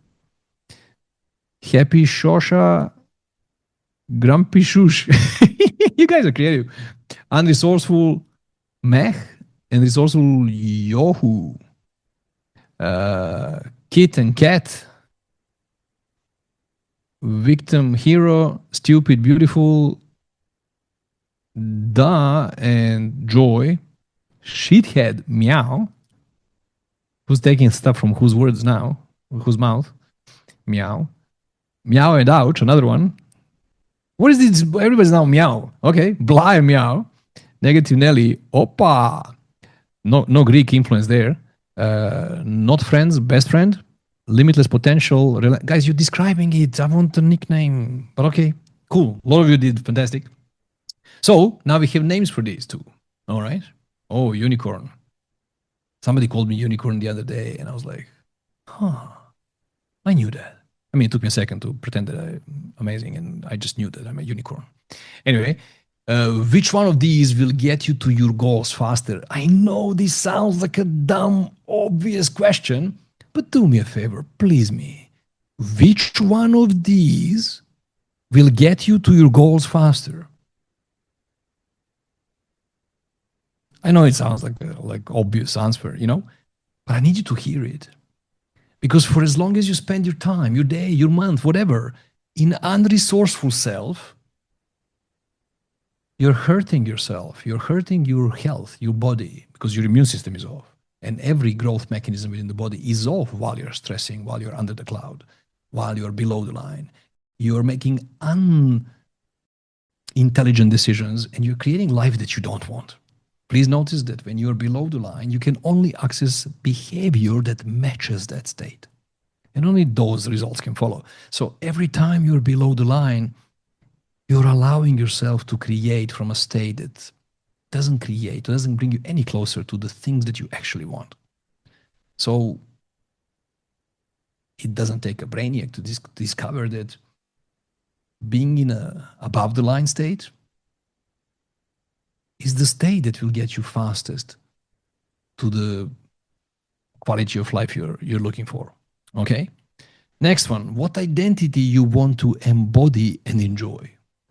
I can also mind read what you write, but hey, what identity you want to embody and enjoy. Out of these two, unresourceful self or resourceful self? My woohoo version. Resourceful self, best friend self. Mwah. Is it like a kiss? Mwah. Hope I'm reading it right. The highest version of myself, my most resourceful self. Okay, cool. I mean, I would guess what you're going to write, but I still wanted you to actually commit to that. So, back to this slide, you've seen it before. Conditioned mind consists of values, beliefs, identity, decisions, memories, unprocessed negative emotions. And technically speaking, we talked about values, we talked about identity, we talked about decisions. We didn't have time. We won't talk about memories and their impact truly that comes with unprocessed negative emotions, which I think most of you who've been coached here before, you know exactly what I mean by that, like how big of a deal is to actually release, let go, overcome all baggage, all unprocessed negative emotions, mainly your piled up, unresolved anger, sadness, fear, hurt, guilt, shame, anxieties. Without clearing your system, your conditioned mind of those accumulated, piled up baggage, good luck getting to the life that you prefer. Because this stuff, 95% of your day, is recreating itself and causing all this chaos, or should I say, causing effortlessly the results that you do not prefer. Another big topic is beliefs, and I believe that for as long as you're carrying around some limiting beliefs, some beliefs that are misaligned with the life that you prefer to experience, you'll be self-sabotaged and creating the opposite. So this is obviously a quick message for those of you who are new to this work, never done my other workshops. Consider yourself invited. I am running in January. I'm running another workshop. It's called Rewire or Repeat. Quite convenient name for what's happening there. It's happening on 24th January, so you're more than welcome to check it out. I think I should probably give you a link real quick in the chat box. Give me a second, if I can find my notes.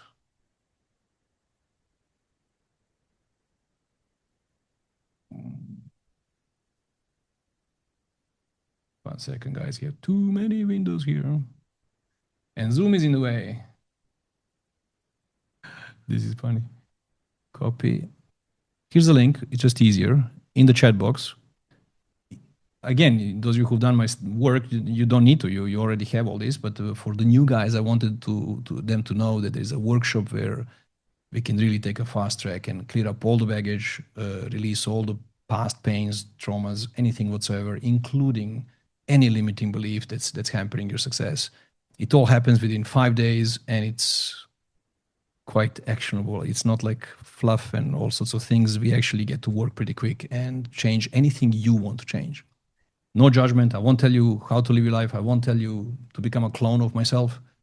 I would ask you, who would you like to become, or what stuff needs to go? And without you actually sharing any real content, we take you through a couple of processes and you just release all your baggage and you become the person you would rather be. Cool. So consider that as a little invite. And for what it's worth, we're not doing Q&A now whatsoever, but we might do at the end. So if you have any more specific questions about this, more than happy to stay and talk to you. To finish the workshop, my last slide really, a little bonus section for you as a opportunity for homework, if you want to call it that way. Let me introduce this real quick to you. I call it ABCDs grid. Okay, so here's an important concept. Under A's, I would want you, like if you're doing this as a homework, I would want you to list things that you want to do regardless of whether or not they paid well or worked out the way you hoped. In other words, consider this category A, you listing items, things, behaviors that whether they paid or not, whether you actually succeeded or turned out the way you want or not, is irrelevant to you. You're like, dude, I'll do this for fun.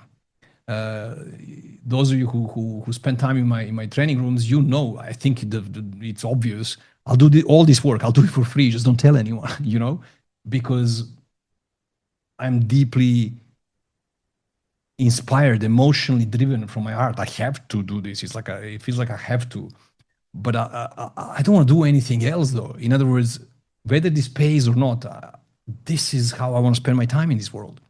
So these kind of things that you are feeling self-inspired, motivated, you just love doing it, and you don't care whether you get paid or not.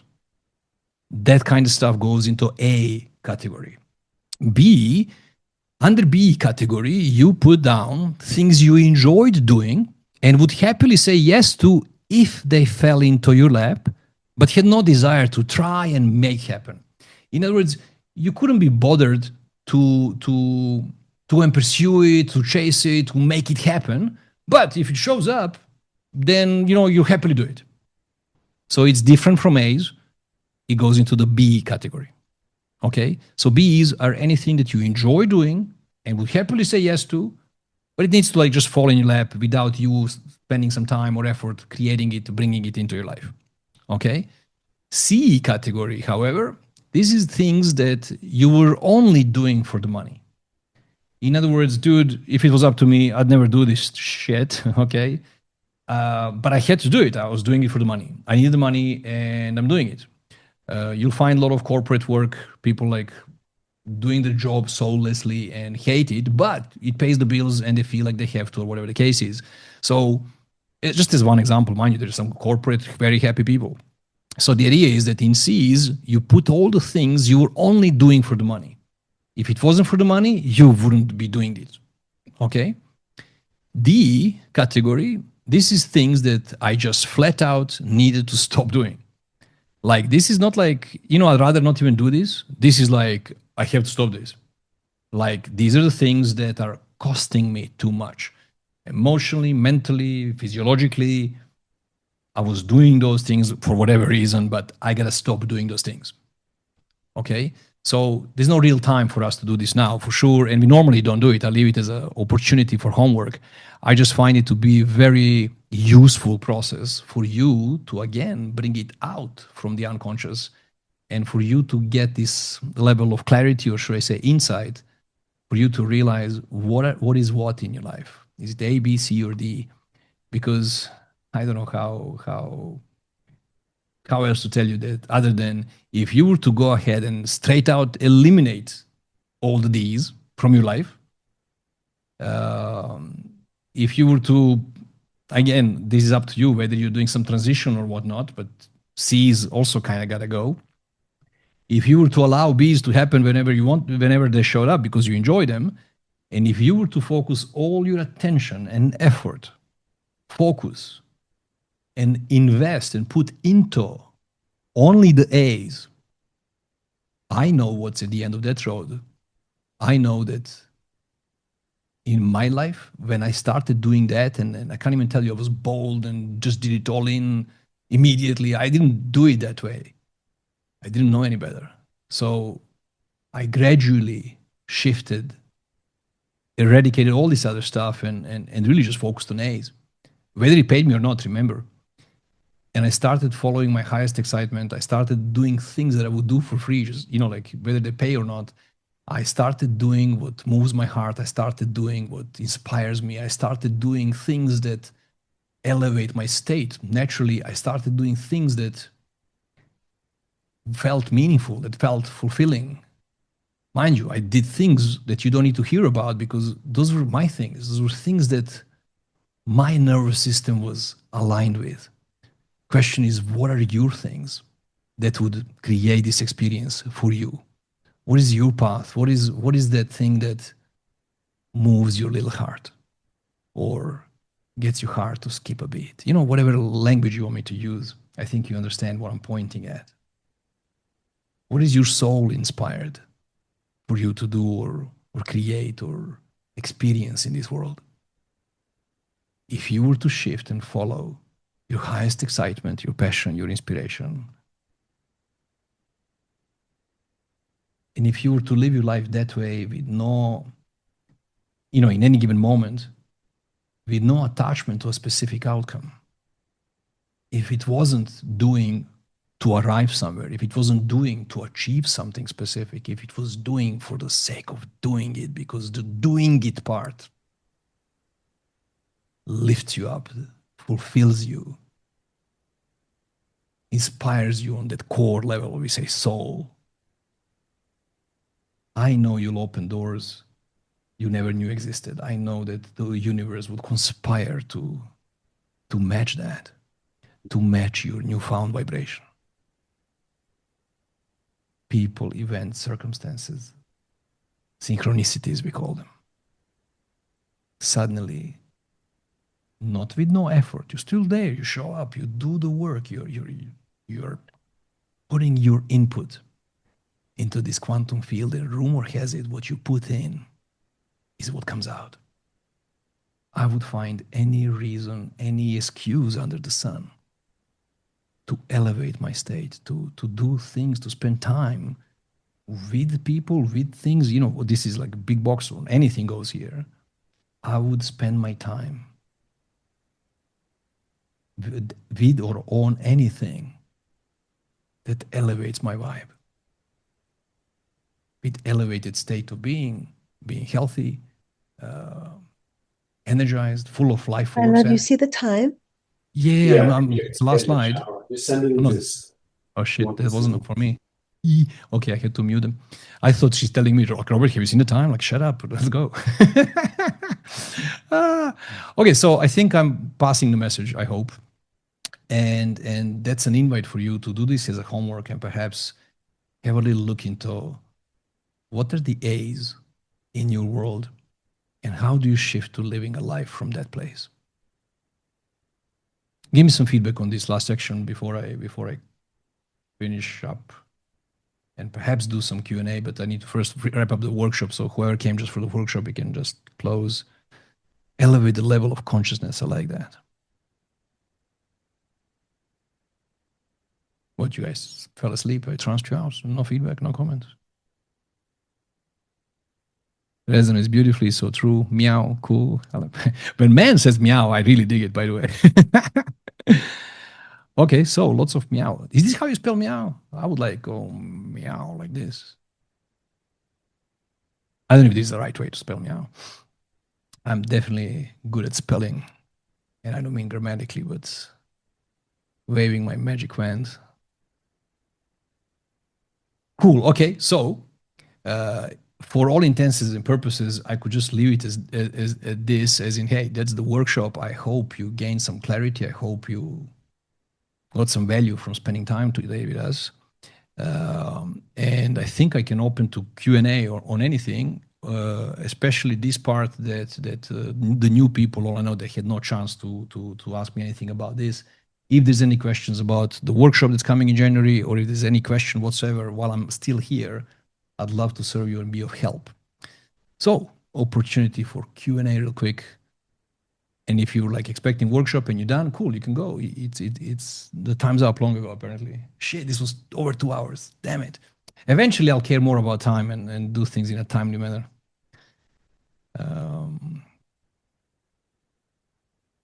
Thank you.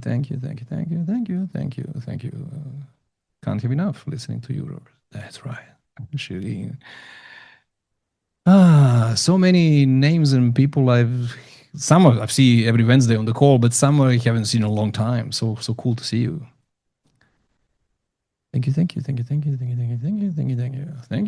Okay, cool. So I don't see any questions, which is pretty awesome.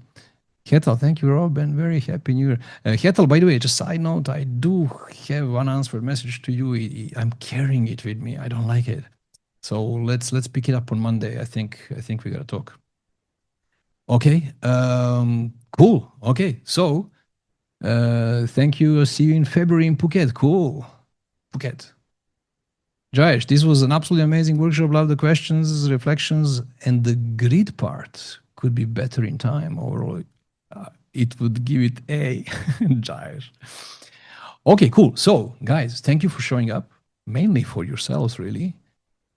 It's a pleasure. You made my day. I'm gonna go back to my daughter. We just came from horse riding. It was like, but we made it in time and we pulled it off. I'm glad that worked out.